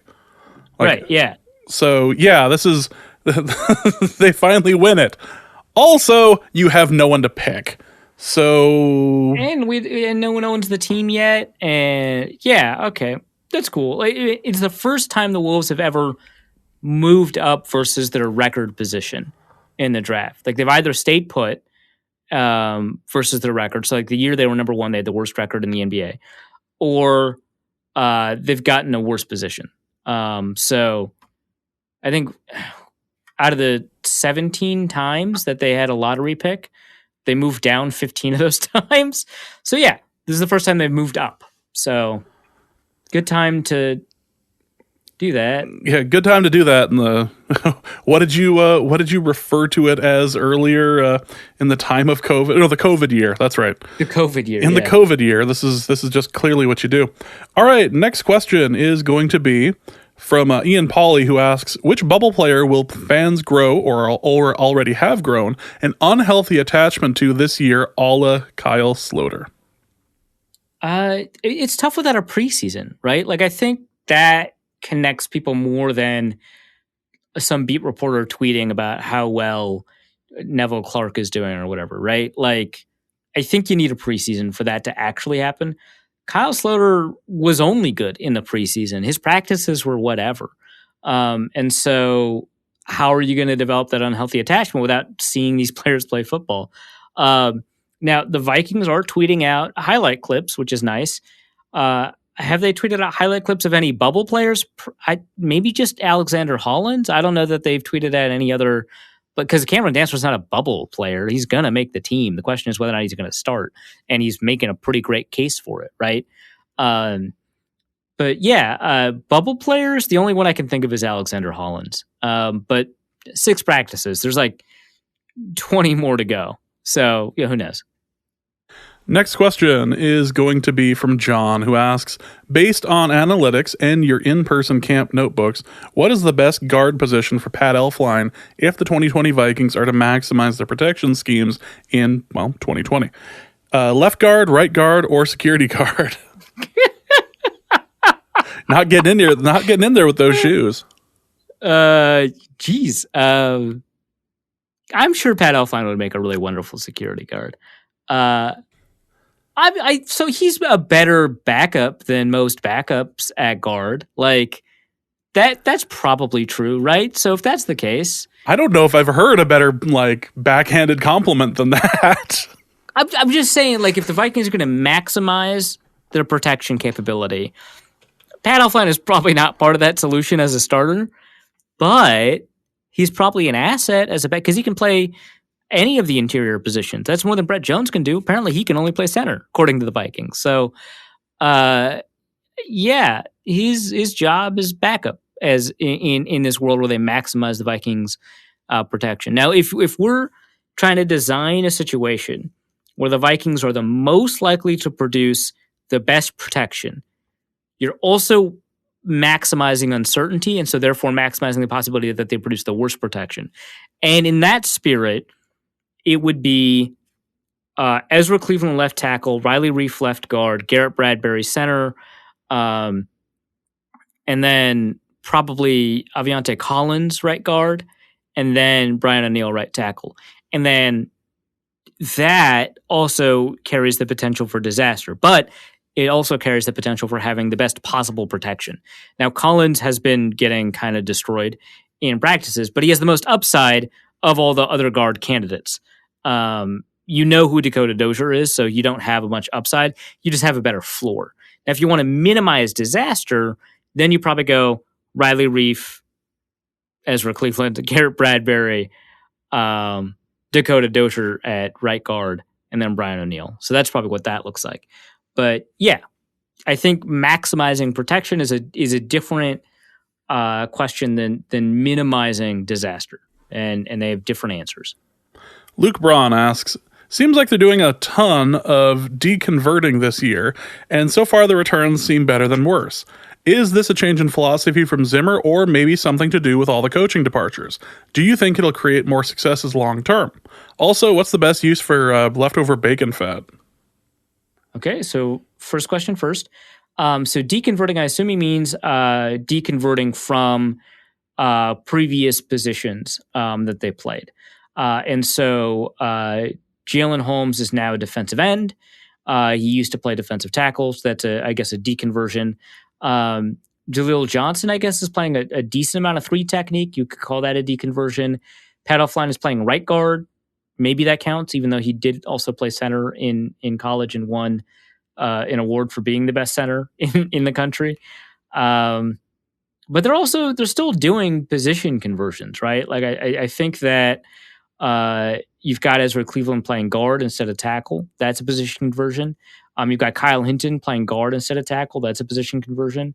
Justin Jefferson is playing on the outside, I guess. You could call that a position conversion. I guess Jamar Steffen's a deconversion, right? Because he's moving from defensive tackle to nose tackle, so you could say that. But yeah, there's some kind of going in the other direction too. Afadi Adenabo, I don't know if you'd call that a conversion or a deconversion at this point, given how often he's played both defensive tackle and edge rusher, but primarily played edge rusher last year, so you wouldn't count that. Jake Vargas is a conversion. I don't think he was a fullback in college. So they're doing just as much of that. what is this the product of? I think it's the product of not desperation, but something close to it, like just trying to get it to work. Because Jalen Holmes, they like his skill set, but they just wanted to get it to work, so they put him back to where he was comfortable. Pat O'Flynn, my understanding is that they really like his presence, like just as a person to have in the locker room and stuff like that, in addition to kind of having the fundamentals and being a really intelligent player. And so they want to put him where he's most comfortable, and he played more snaps in college at right guard than any other position. So I think that's part of it too. But I think a lot of it is just kind of making things work. Justin Jefferson, we want you to be comfortable, so we'll play you in the slot a lot, but we also want to maximize your capabilities. So we're going to play you on the outside to see what you do. Jordan Fair was a linebacker in college that some people thought could maybe play safety. He's playing linebacker with the Vikings, so that's not a conversion or a deconversion, but it's a place where they're more comfortable. Harrison Hand was considered considered to play safety in the NFL, but he played corner in college, and that's where he's playing now, so he's comfortable. I think it's just making things work. I don't think there's anything kind of specific about and James Lynch played edge rusher in college. He's playing defensive tackle here. So I don't know that there's anything kind of special about what's happening. I think they wouldn't make Shamar Stephen play nose tackle if it wasn't for Michael Pierce. They wouldn't play Jaleel Johnson at 3 technique if it wasn't for Michael Pierce and moving Shamar Stephen. So I think it's just a product of this is the state of our roster. These are the players that we like that aren't working out. Let's see if we can kind of make things work out and maximize what we have on the roster. Best use for leftover bacon fat. So I think the key thing here is to recognize that bacon fat has a really low smoke point because no one really it's difficult to super filter your bacon fat. So there's always going to be some detritus in there that's going to burn pretty easily. So that's a really important part of it. And so it's kind of difficult to deep fry stuff using bacon fat. And so I would say mixing it in with other fats is great. Vinaigrette is just an incredible use of bacon fat. Oh my God. To make a salad dressing vinaigrette with bacon fat, incredible. It's probably in the top 5 uses. I like using it as a fat on bread to make toast instead of or in addition to butter. I think that's really great. I think that using it to make mayonnaise in conjunction with olive oil or regular oil, I think that's a really, really great use of bacon fat. And then if you're making something that works well with that flavor, let's say you're making kind of a weird apple tart and you need something a fat in the crust of what you're making, you can throw in a little bit of bacon fat in there, and I think that will probably work well, so long as you're making sure that all of the flavors kind of work together. Because I think bacon with sweet things, a lot of people got kind of sick of that back when people were overdoing it with bacon, but that is genuinely pretty good. So those are my thoughts on that. But just using it to fry up your eggs in the morning is pretty elite use, even if it's pretty standard. So it's difficult to go wrong. You just don't want to use it around 350 or above, which is where you tend to deep fry things. And so you wouldn't use it as a deep fry fat like you would for peanut oil or for vegetable shortening or even for lard, which comes from the same animal. So that's the thing you got to be careful about, is you don't want it at too high a temperature for very long. But there's a lot of really great uses for it. I like it on toast. I love it in vinaigrette. I think it's great as a separate kind of mayonnaise. But yeah, just using it to finish up your breakfast fry, that's not bad. And I think a lot of places where I've used duck fat, like with potatoes, you can use with or instead of with bacon fat. Potatoes with bacon fat is just incredible. So that's probably somewhere in that top 5. I think I listed 6 or 7, but I know that vinaigrette and fried potatoes, those are somewhere in the top 5. You are a man who loves his bacon fat. Yeah, well, it happens to a lot of people who convert from Islam. It's strange, huh? Yeah, I'm not touching that, and I'm going to move on to. Just saying, I didn't get to eat bacon for 20 years. Then I eat it for the first time, and now I'm in an environment where I'm totally. It's like how people lose or gain caffeine tolerance. It's like I had no tolerance for bacon, and that sounds weird, but still, I had no tolerance for bacon. And then I have just it. Imagine you being drunk on bacon. Like we were in New York, and I was who knew me in college. Maybe I was. Yeah, we were in New York, and I had declared that I was drunk on pastrami. So like, right? Yeah. Well, actually, that did happen to both of us, though. Yes, that was incredible. But yeah, I learned a lot of uses for bacon fat in that period of time where I rapidly discovered bacon. In every boy's life, there's a summer of 2005, apparently.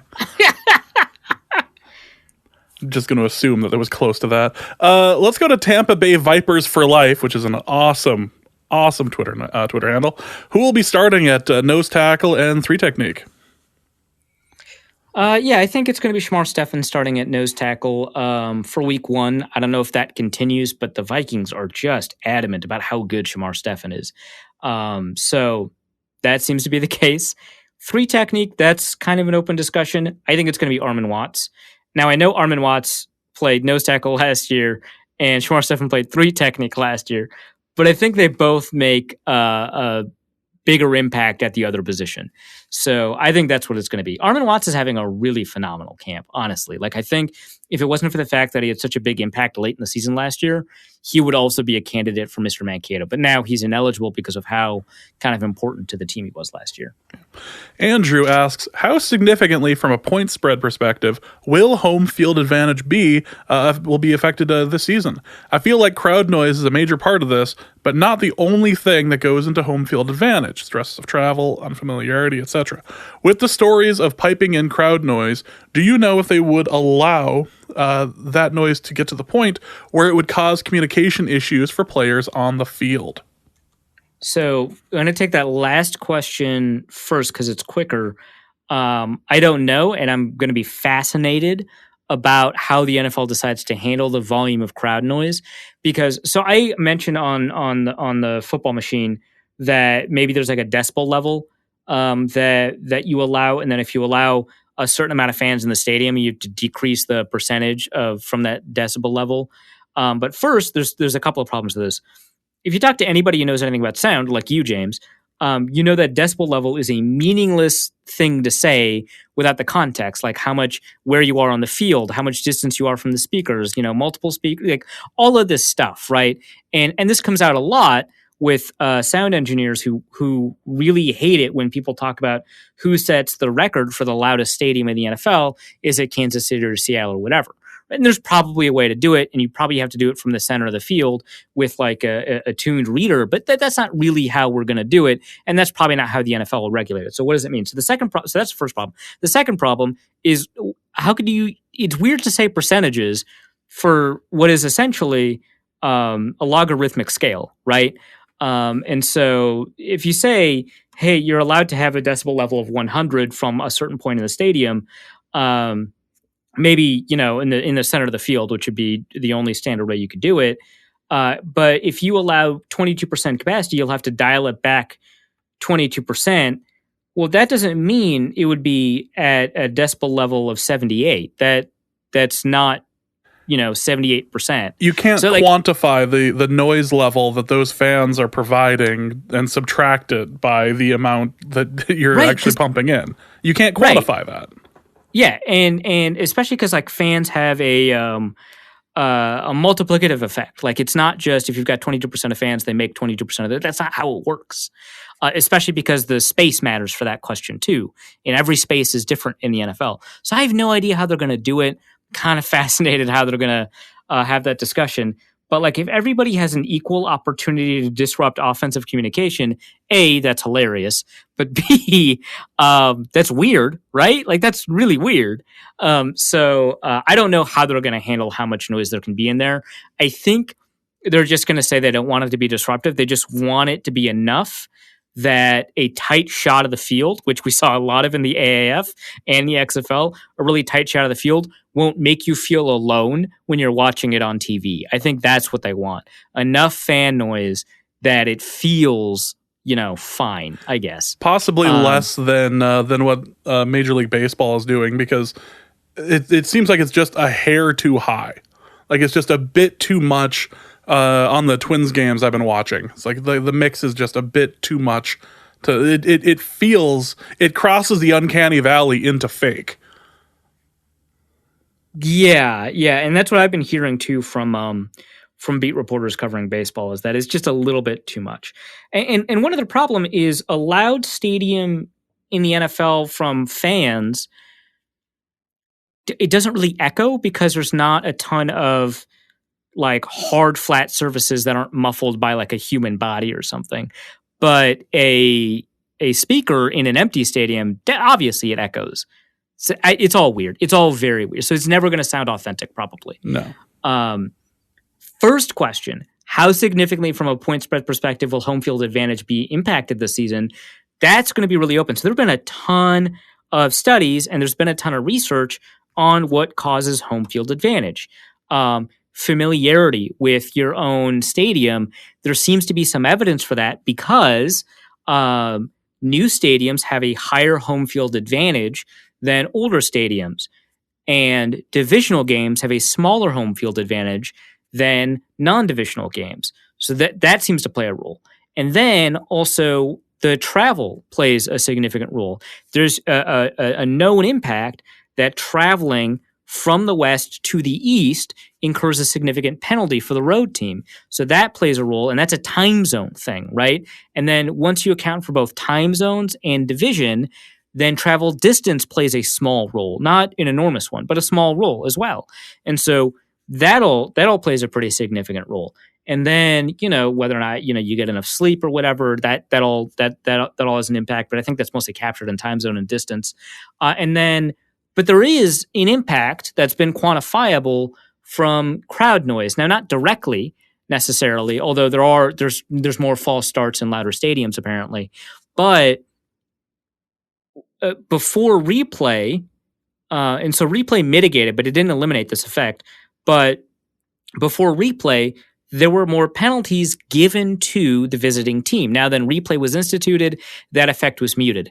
Now, the question then is, did replay completely eliminate the effect, and the rest is just because of the other things about home field advantage give the home team more of an advantage, which forces the team that's behind to commit more penalties because you would expect a worse team to commit more penalties? Or does that effect still exist?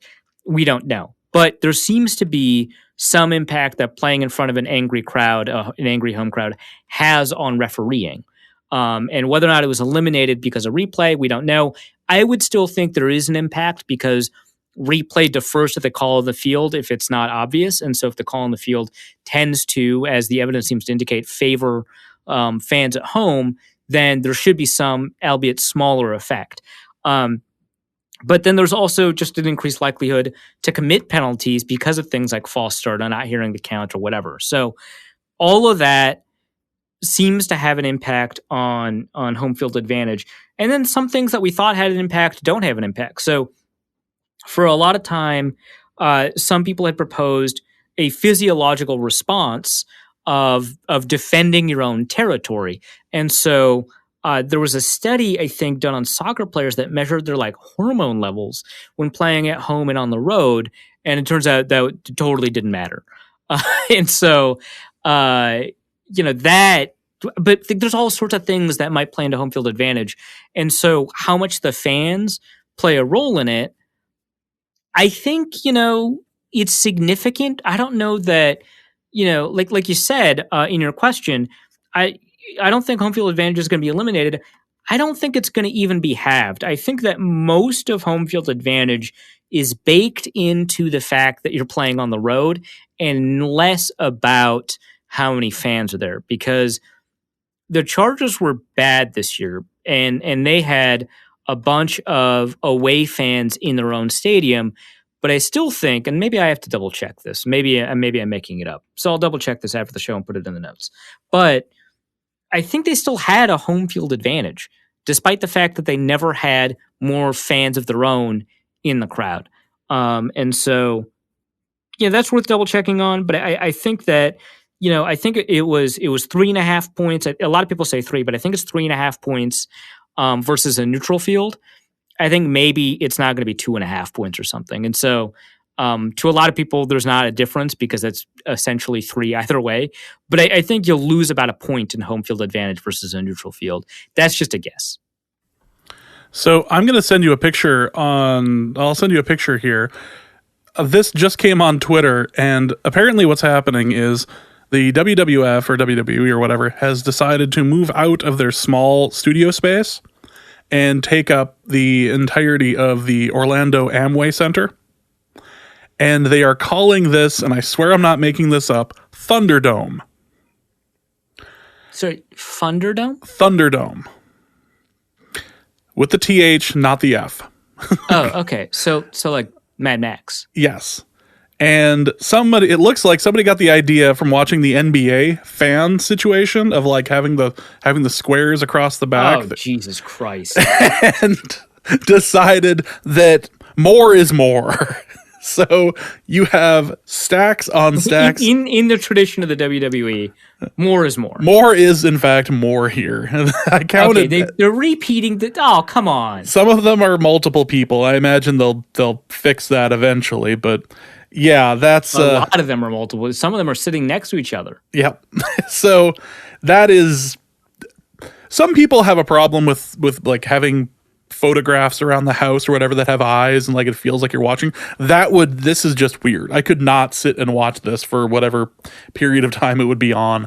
I might flip it on Friday just for a couple of minutes and be like, this is the dumbest thing I have ever seen, and I need a shower because all these eyes are looking at me. All right, Nick Olson asks, to the extent you can talk about it, I like how that's the clarifier here. That's the thing we have to worry about. Do you see any notable scheme changes? More motion at the snap, different personnel groupings or formation, different defensive fronts, etc. Yeah, I'm not allowed to talk about it, but I've talked about it in the past and they haven't stopped me. So, I'm not seeing a significant amount of motion at the snap. I'm seeing motions. It doesn't strike me as more often than last year. And the Vikings used motion a fair amount. Certainly not enough. I think only the Ravens really used motion enough. But after that, I think might have been San Francisco. The Vikings used motion, just not as much as they should have. It seems like that's the same case. Personnel groupings on offense, still seeing a bunch of 2 tight end or 2 running back with 2 receivers out there. Don't see a bunch of 3 receiver. When we see 3 receiver, it's usually the 2-minute drill. So we're not seeing a ton different than that. Are we seeing a group of offensive plays more often? For the first couple of days, I thought we were. Saw a lot of slant flat. Was even about to write an article about it, but they moved on from that. It is a day one install kind of play, so I'm not surprised that they moved on from that. They haven't even done that much rollout play action, and we know that's going to be a big part of their offense next year. So the fact that they haven't done it that much in camp tells us that there's still a lot to install. So I would say that. Defensively, I would say the fronts look almost identical, which is interesting because they brought in Dom Capers, and he was supposed to help kind of design blitz looks and defensive fronts and stuff like that. They look basically the same. We're seeing 3-3 techniques on third down. We're seeing linebackers mucking the A gap. We're seeing, wide 9 or 6 techniques at different times at defensive end. We're not seeing stand-up linebackers all that often. We're not seeing stand-up defensive ends all that often. But I will say it does seem like the Vikings are blitzing a little bit more often than they used to. So that, I think, plays a role. Whether or not that's a product of just early install, whether or not that's a product of what they're seeing on offense and what they're playing on offense, I don't know yet. So that's kind of up in the air. Are they, changing their coverage shells? I think so, but we'll see. It might be an early install thing again, but it looks like a lot more single high safety. And I wrote this in my 73 observations about 73 players piece over The Athletic. The Vikings are a split safety team, and they have been for the past year and a half. And they've changed their defensive alignment over the years. So it seems like they played a lot more cover 3 in 2014, 2015. They're playing a lot more cover 4, cover 2 in 2019. And I think Seth Walder at ESPN tweeted something out, and it looked like a lot more cover 2 than cover 4. That's based off of in automated. They don't have individual trackers, I think. I think that's based off of like the chips and the exclusive data that ESPN has. And so I wouldn't be surprised if automation accidentally characterized cover 2 as cover 4 and vice versa. But I think they played more cover 4 than that Seth Walder thing. If not, they still played split safety much more often. than they played single high safety. So that's something to keep in mind.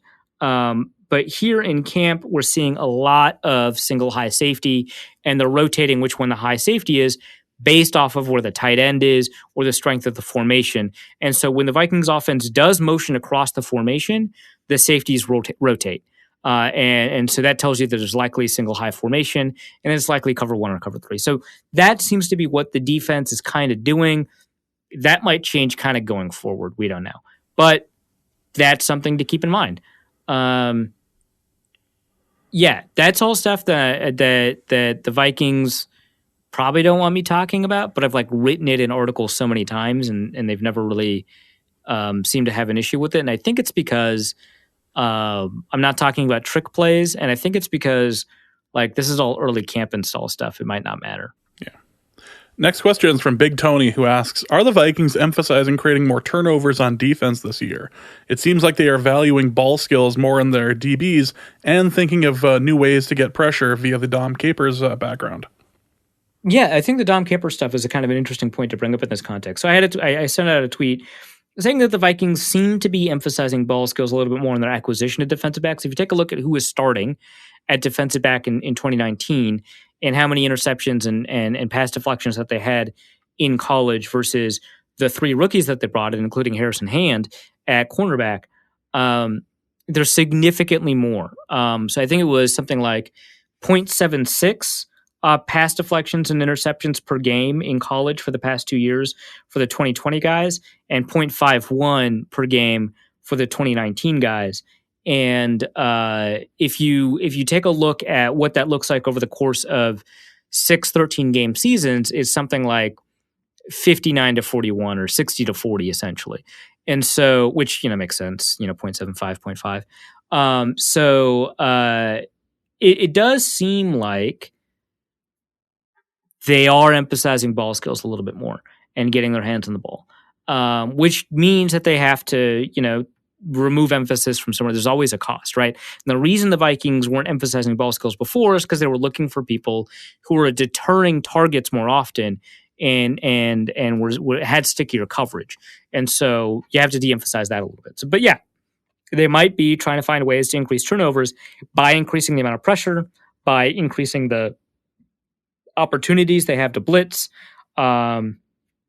which I think that they want to support their, and I don't know if this is analytically sound, but they want to support their inexperienced secondary, especially obviously the inexperienced corners, by creating more pressure up front. And that might mean blitzing or looking like you're blitzing a little bit more often than you did in previous years. So that seems to be the kind of the way to do that. And if that happens, that creates, more turnover potential. Also leads to more big play potential from the opposing offense.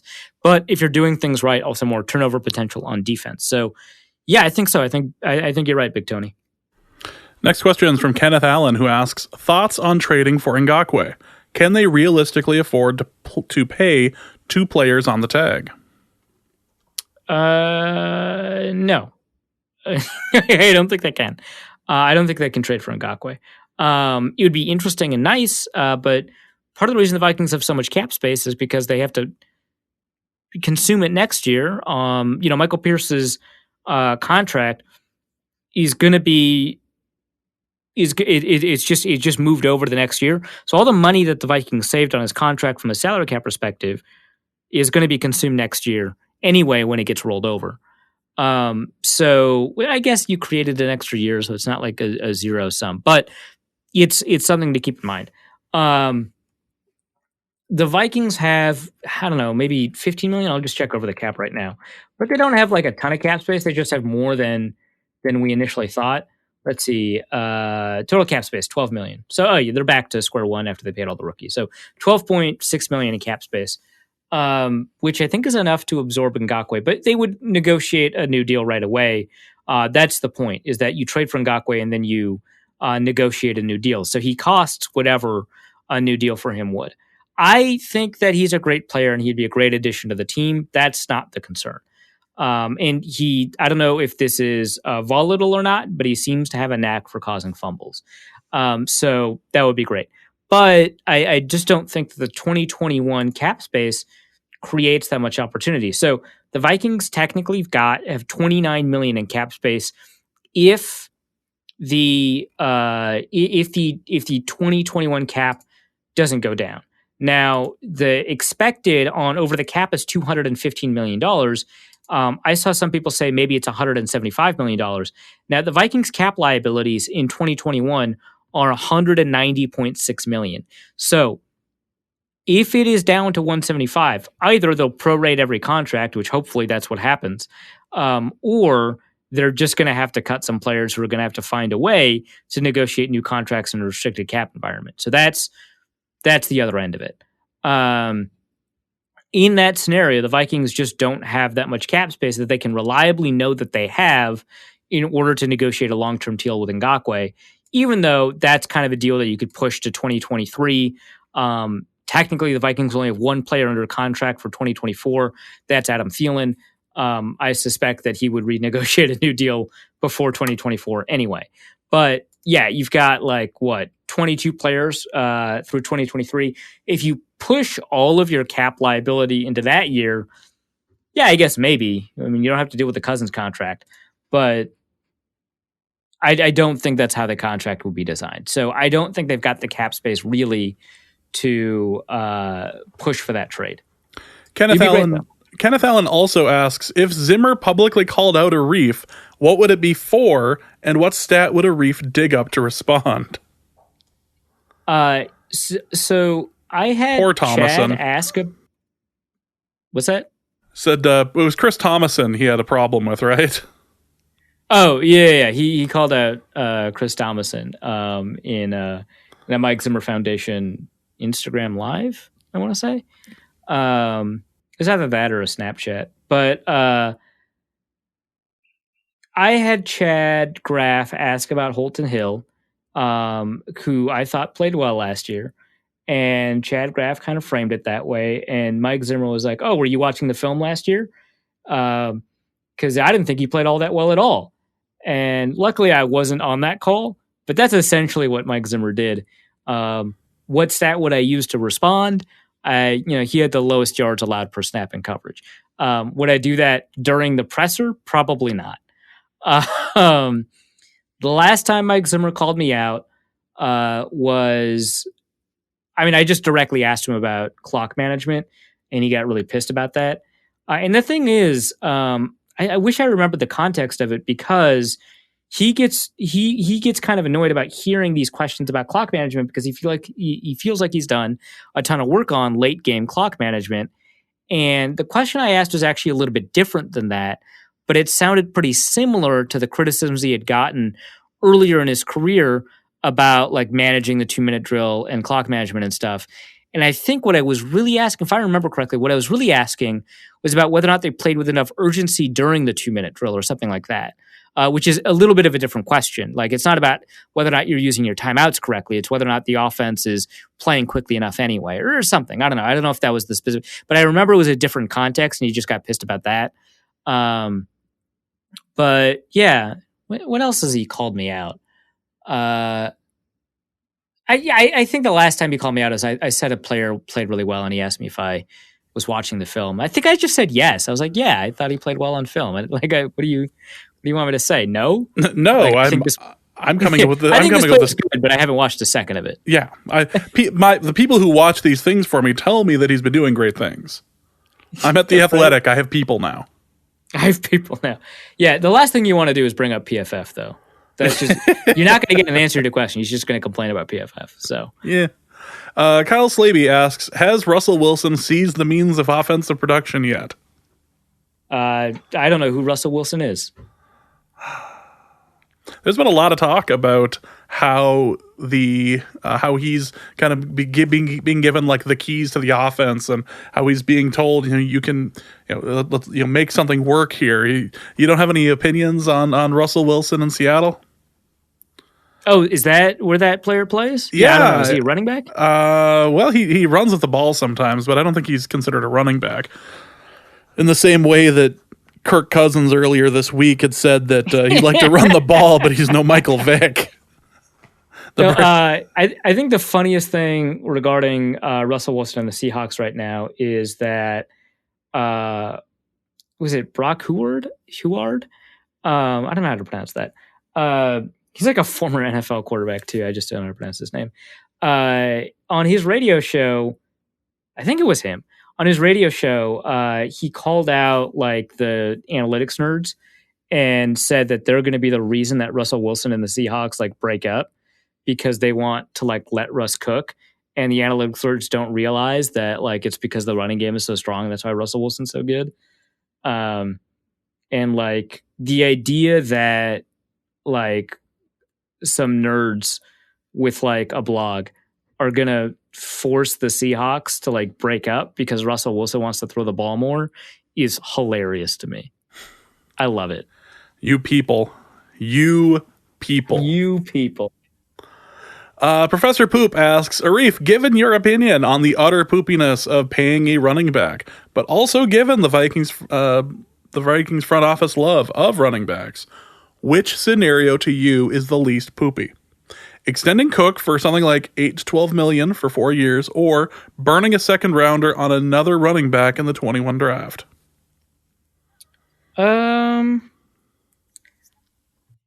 I think extending Cook is better. Least poopy, I would say. I think the second rounder is a little bit more valuable than the $7 million that you save versus the non-second rounder. So yeah,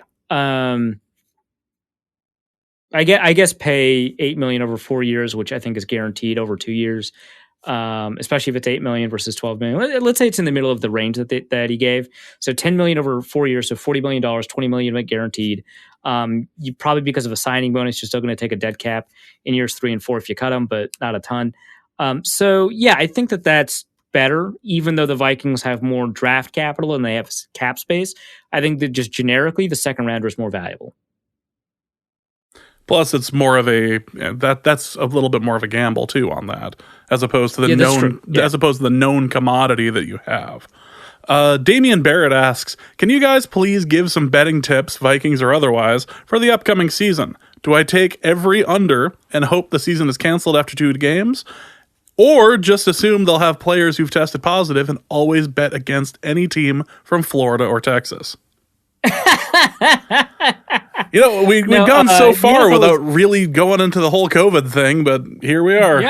Yeah, that was pretty interesting. No, it seems like the NFL is managing the COVID stuff really well, and the positivity rates for teams that are in Texas and Florida is not very high. So that's great. So I would not just assume that there's going to be players testing positive in Florida or Texas. Although if like half the Tampa Bay team didn't turn out, the Vikings beating a Tom Brady-led Tampa Bay Buccaneers as they're throwing to like Tyler Johnson and Justin Watson instead of Mike Evans and Chris Godwin, that would be pretty funny. No, I would not do that just because the NFL seems to be doing a pretty good job there. But I think if you take the under and then the season is canceled, Vegas is just going to return your money. They're not going to pay out. Like there's going to be a clause that the season has to be played out for them to accept bets. Otherwise, they'll just return your money. So I would not, unless you have an enormously dumb bookie who is therefore not going to be a bookie for very long. I would not use COVID to goose a ton of these bets. If you wanted to gamble that some players are going to be less careful about COVID, I guess bet on Gronkowski and Baker Mayfield. I don't know. But for the most part, I would say... Or Gardner Minshew, who's going to get just too cocky about it. Oh, yeah, I could see that, especially in Jacksonville.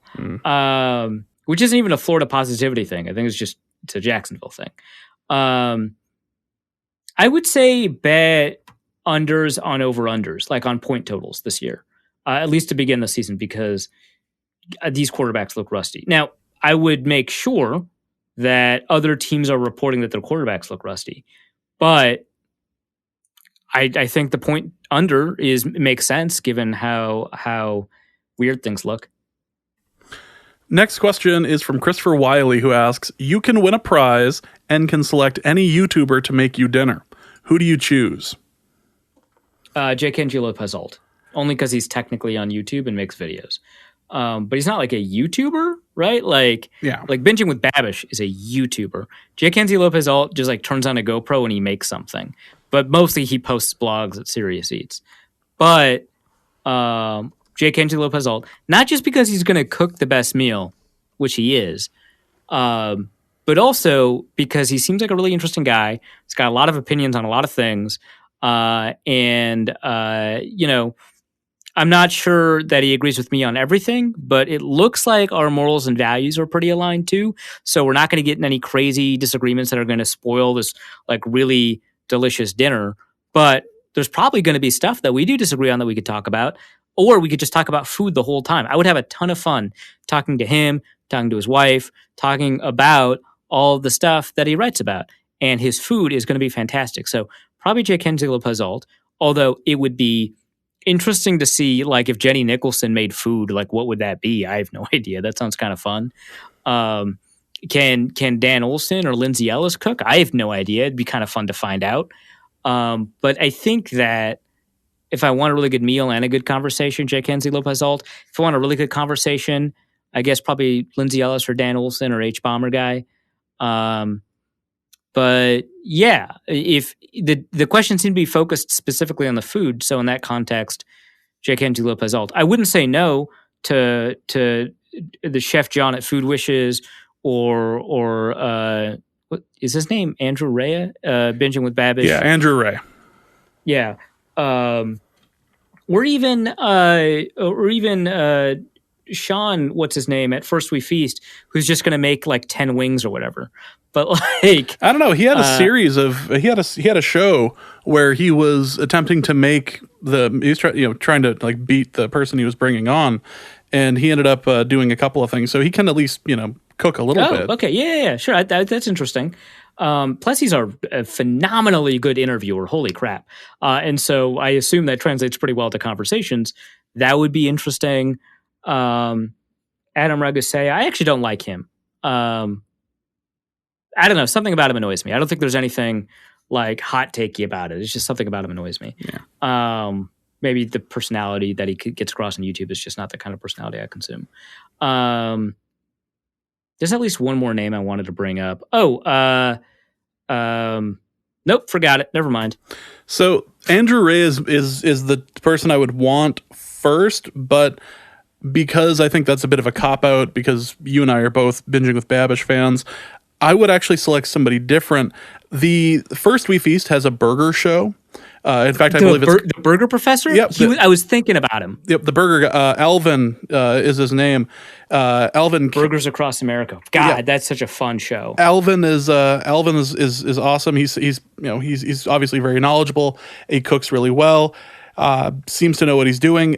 Alvin would be interesting. Also, occasionally on that show, they bring in a guy who is just knowledgeable about all these regional burgers, and he would be fun to. He'd have. Oh, that's who I meant. The regional burger guy. Yeah, that guy would be really interesting to have on. So if I could have that would be interesting. And just because you didn't mention him, I'm going to mention Brad from Bon Appetit, just because I think he could use the work since Bon Appetit. Yeah, since Bon Appetit is apparently no longer putting out videos now that they've imploded, which is too bad. Tommy Gunn. Let's go back to last episode. Let's dig deep into the Norse Code Extended Universe. Yeah, in the Norse Code Extended Universe, last episode, Tommy Gunn was complaining about how many bottles of sour cream, or how many containers of sour cream were filling up his fridge. And it actually to the point where Tommy Gunn's wife responded to us on Twitter saying, quote, "First off, I was pregnant for most of that and could not remember, and I didn't want to go without the sour cream. Also, I've given birth, so if you can continually get beer, I can drink it too. Also, I cannot have dairy now since our daughter can't handle it, so we can reconvene on this topic once I can have dairy again. So the sour cream stash should taper off." End quote. To be fair, pregnancy brain is real. That is something that I have witnessed personally, and it is something that other people have seen before. Pregnancy brain is real, just forgetting things like completely out of the blue. I'm just saying, I totally did not anticipate getting the response. Like so first the person you apparently proposed to at Taco Bell, Taco John's, to the show. Totally different thing. Taco John's, sorry, Potato Olays. Taco John's. Yeah, I have a difficult time believing someone's passionate about Taco Bell. Taco John's, that makes more sense. Yes, that's the more reasonable of the two. Well, it's just Taco John's is a little bit more unique. Well, I think they got rid of the Potato Olays. I don't remember. They still have them. That would be would be absurd for them to get rid of that. That's the only reason I preferred them over Taco Bell back when I had a choice between the two. But now I don't think there's any in Minneapolis. Don't think so anyway. So yeah, okay, I can see, and it's not as common as Taco Bell, so I could see being more passionate about Taco John's. But the fact that we got the response there, incredible. Which, how did that even come up to, like, is someone talking about our show to someone else? Well, no, that was the thing where she'd already told the story to him. Yeah. And he was like, wait, I remember that story. This sounds remarkably similar. It turned out he was a listener. Yeah. Her current whatever, had relayed that to her, and she had relayed that to me. Oh my God, really? I haven't heard from, there's a reason I don't have that phone number in my phone. So yeah, so we heard that, and then we've also now heard from Tommy Gunn's wife. So fun story. Incredible. Yeah, tell your significant others about this show. You never know what's gonna happen. for Uncle Arif's relationship corner. And my parenting advice. And the beekeeping stuff later. It'll be great. Tommy Gunn asks, during the last episode, we answered the open sour cream relationship question. Now, before I go to the rest of this question, you phrased that in a way just to make Arif upset, right? Because Arif was concerned initially that this was a thing about an open relationship, not a thing about open sour cream relationships. Yeah, I think that's a pretty important, distinction. It turns out, totally different things. During the last episode of Norse Code, you guys answered my open sour cream relationship question. You mentioned in passing, quote, passive-aggressively putting away the dishes, end quote. First, how dare you not elaborate on what that means? Second, what is your top passive-aggressive moment you've ever seen? I don't know how to explain passive-aggressively putting away the dishes. Like, it's something you have to see, you can't. I can't describe what art is necessarily, but I know it when I see it, sort of thing. Can you imagine describing Vincent van Gogh's Starry Night to someone who'd never seen or heard of it, and then explain it's a masterpiece? Yep, same thing with passive-aggressively putting away dishes. Same exact. I will say, in much the same way that you can describe the texture and the stroke technique of Starry Night as being distinctive, but you still have to experience it to really understand. You can say the volume level of putting away the dishes. If it's a little bit louder than it should be, that can contribute to it. But I agree that the art of it is something that needs to be experienced. The whole passive-aggressive package of putting away the dishes requires, I think, the experience of seeing it being done. But volume is an element. Yes, definitely. It's like you doing a chore sarcastically, like it's that sort of thing. You can't. Yeah, that's the thing. It's like if you say that and you either immediately know what people are talking about when they say doing a chore sarcastically, or you've never heard of it in your life and you can't conceive of it. Which, if you're in that second group, that's either really wonderful for you and you're like in a great series of relationships, or like really awful for you. But I assume wonderful. Yeah, let's assume, for the sake of argument, let's assume here. Yeah. So the question is, what is the top passive-aggressive moment you've ever seen in a relationship or not? Boy, I'm trying to think. Whenever I think of past relationships, I just think about things getting thrown at me, like whether it be ring. I've had engagement rings thrown at my head. I had a pack of women's razors thrown at me and it missed. No, actually, that one hit. That one hit. The razors were in the package, right? So it was but it was open. So a couple of them like flew out after that. Nothing like caught blood or anything. Really unlikely that would cause damage, but the implication is there. Yeah. Boy, the top passive aggressive moment. So for me, it was a former roommate of mine, and I was so pissed at the time. I admit that I've got a little bit less of a claim to my anger than I did at the time. I still think I'm right, but I'm probably less right than I thought I was at the time. Before I was in this relationship, I was just really poor at doing dishes. Which, I mean, that's like probably the foundation for most of roommate passive aggressiveness stories. But I told my roommate, like the dishes were piling up. They were absolutely my fault. And I told my roommate, okay, I'll do them this weekend. And I didn't do them. And so, because at the time I was working an 80-hour week, I don't need to explain it because like I promised I would do them. So I don't really have an excuse. But my reasoning was I was working an 80-hour week. And so I just needed to rest. And I almost lost our iTunes explicit rating there, but I just needed to rest. And so I just like I had one day, right, that weekend that I could have possibly done them, and I spent the entire day sleeping. And so and then I went to work. And so about 5 days later, so he gave me enough lead time to do it. I went to work, and I come back from work, and all the dishes are done, and I'm like, oh wow, holy crap, I didn't expect that. That's really great. I should just Venmo him because like he didn't need to do that. That's my fault. He did all the dishes. Wow, that's pretty incredible. And I'm looking for him and I can't find him. He's like not in the house. I'm like, okay, well, whatever. I'll tell him later. I go up into my room to sleep. So I had been out working. So I left the house at like 6 a.m. and I came home around 9 p.m. and I have to wake up so I can leave at 6 a.m. again. So I've got no time. So I have to. I came back from work and I have to go right to bed right away, and then wake up. So I've got no time, and all of my dishes are on my bed, like dirty, right? And my beds, like my bed sheets, are stained. Yep. With like weeks old food grease. Mm-hmm. It's the most disgusting thing I've ever seen.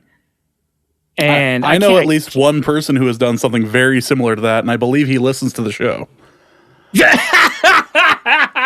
Well, it probably wasn't him. No. But I was like, I can't believe this. My work is so ridiculous that all I can do is wake up, go to work, come back, go to sleep. That's all I can do. And so I have to wake up early in the morning. I'm not going to get 8 hours of sleep. I never have gotten 8 hours of sleep on this job.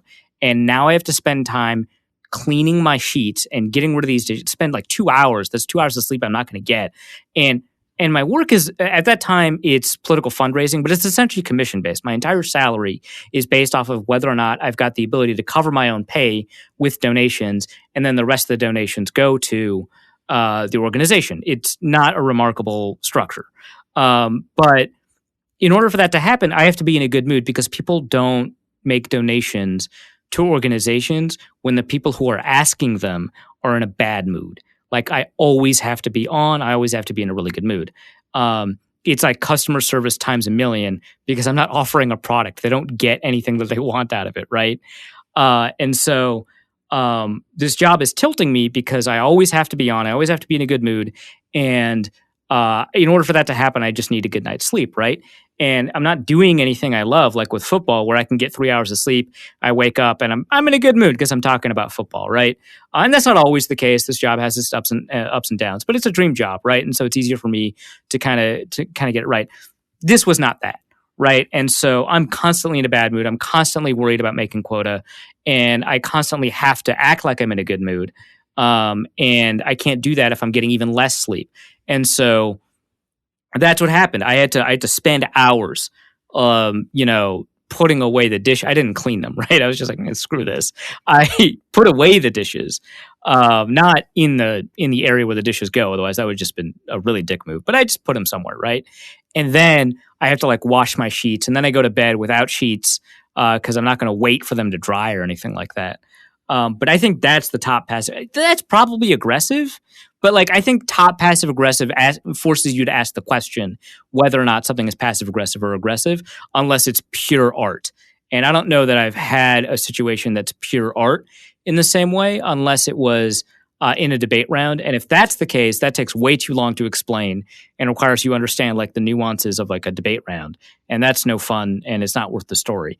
But that's probably the closest I have to that. I had a roommate for a little while after I had left my last major relationship. And by the end, we were having a bit of a roommate war. And I had cleaning was constantly an argument and all of that. And at one point, I had complained that one of my jobs was to sweep up the like little outside area that we had. It was a shared space. And my grill was over there, and her complaint was it wasn't cleaned often enough, and my complaint was, yeah, but your cigarette butts are everywhere out here. So why am I cleaning up your cigarette butts? Why can't you put them in one spot? And so she solved this problem by smoking in the bathroom. Jesus!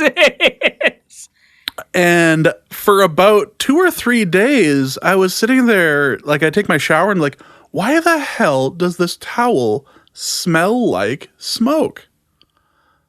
Like, it didn't make any sense. Like, is something going with the vent? Like, what's going on? And so one day, I happened to be home when she was doing this, and it's like I didn't even, like the door wasn't locked or whatever. I just knew that she'd been in the bathroom for a while. I was like, I just opened the door and saw her smoking and blowing the smoke directly at my towel. And I had lost my I had lost my crap on that. So that is probably it. I had done something to her at one point that I can't really share on air as to like what was done, but it involved my recording equipment and blasting it back at her. And that was probably I don't know if that counts as like aggressive or passive aggressive. That sounds aggressive. Yeah, I don't. Yeah, that was. Wait, man, blowing cigarette smoke for a cigarette smoking related disagreement directly onto a bath towel. That's elite. Yeah, that was. She didn't have very many positive qualities as a human being, but that was impressive. That was. Right. That was something that even now like amazed me that was done. All right, that is going to be it for this episode of Norse Code. Arif, where is all your training camp material at? Yeah, you can find it over at theathletic.com. I have a 73 notes, about 73 players up there. And that's a mega notebook at the beginning of camp. And then I'm going to be updating each of the position groups as camp progresses based off of smaller notebooks about every other day or so. And so I've got another notebook up already about some of the headliners on those battles. So you can head over to theathletic.com for that. All right, that is going to be it for this episode of Norse Code. Again, if you'd like to be a part of the Fantasy League, please just email norsecodepodcast@gmail.com or DM the Norse Code DN Twitter account. That is going to be it. So for Arif, my name is James. Thank you guys so much, and please remember to bring your wine towel, as long as it's not covered in smoke. And we will see you next week. Norse Code is the largest and only division of Norse Code LLC. You can find Norse Code on the Daily Norseman, SB Nation's Vikings blog at dailynorseman.com. You can also find it on iTunes, Stitcher, Google Play Music Podcasts, Spotify, or wherever fine podcasts are aggregated. Our Vikings blogger extraordinaire and generally useful human is Arif Hassan, and he can be found on Twitter at Arif Hassan NFL. I am your producer and co-host, and my name is James Pagashnik. You can find me at the show's official Twitter feed at NorseCodeDN. If you'd like to donate a few bucks to the show, you can make your one-time donation at paypal.me/NorseCode, or a recurring monthly contribution can be made by visiting patreon.com/NorseCode. Any questions or comments that won't fit in a tweet can also be sent to norsecodepodcast@gmail.com. On behalf of the Norse Code staff, we thank you so much for listening. Our formula is this. We go out, we hit people in the mouth.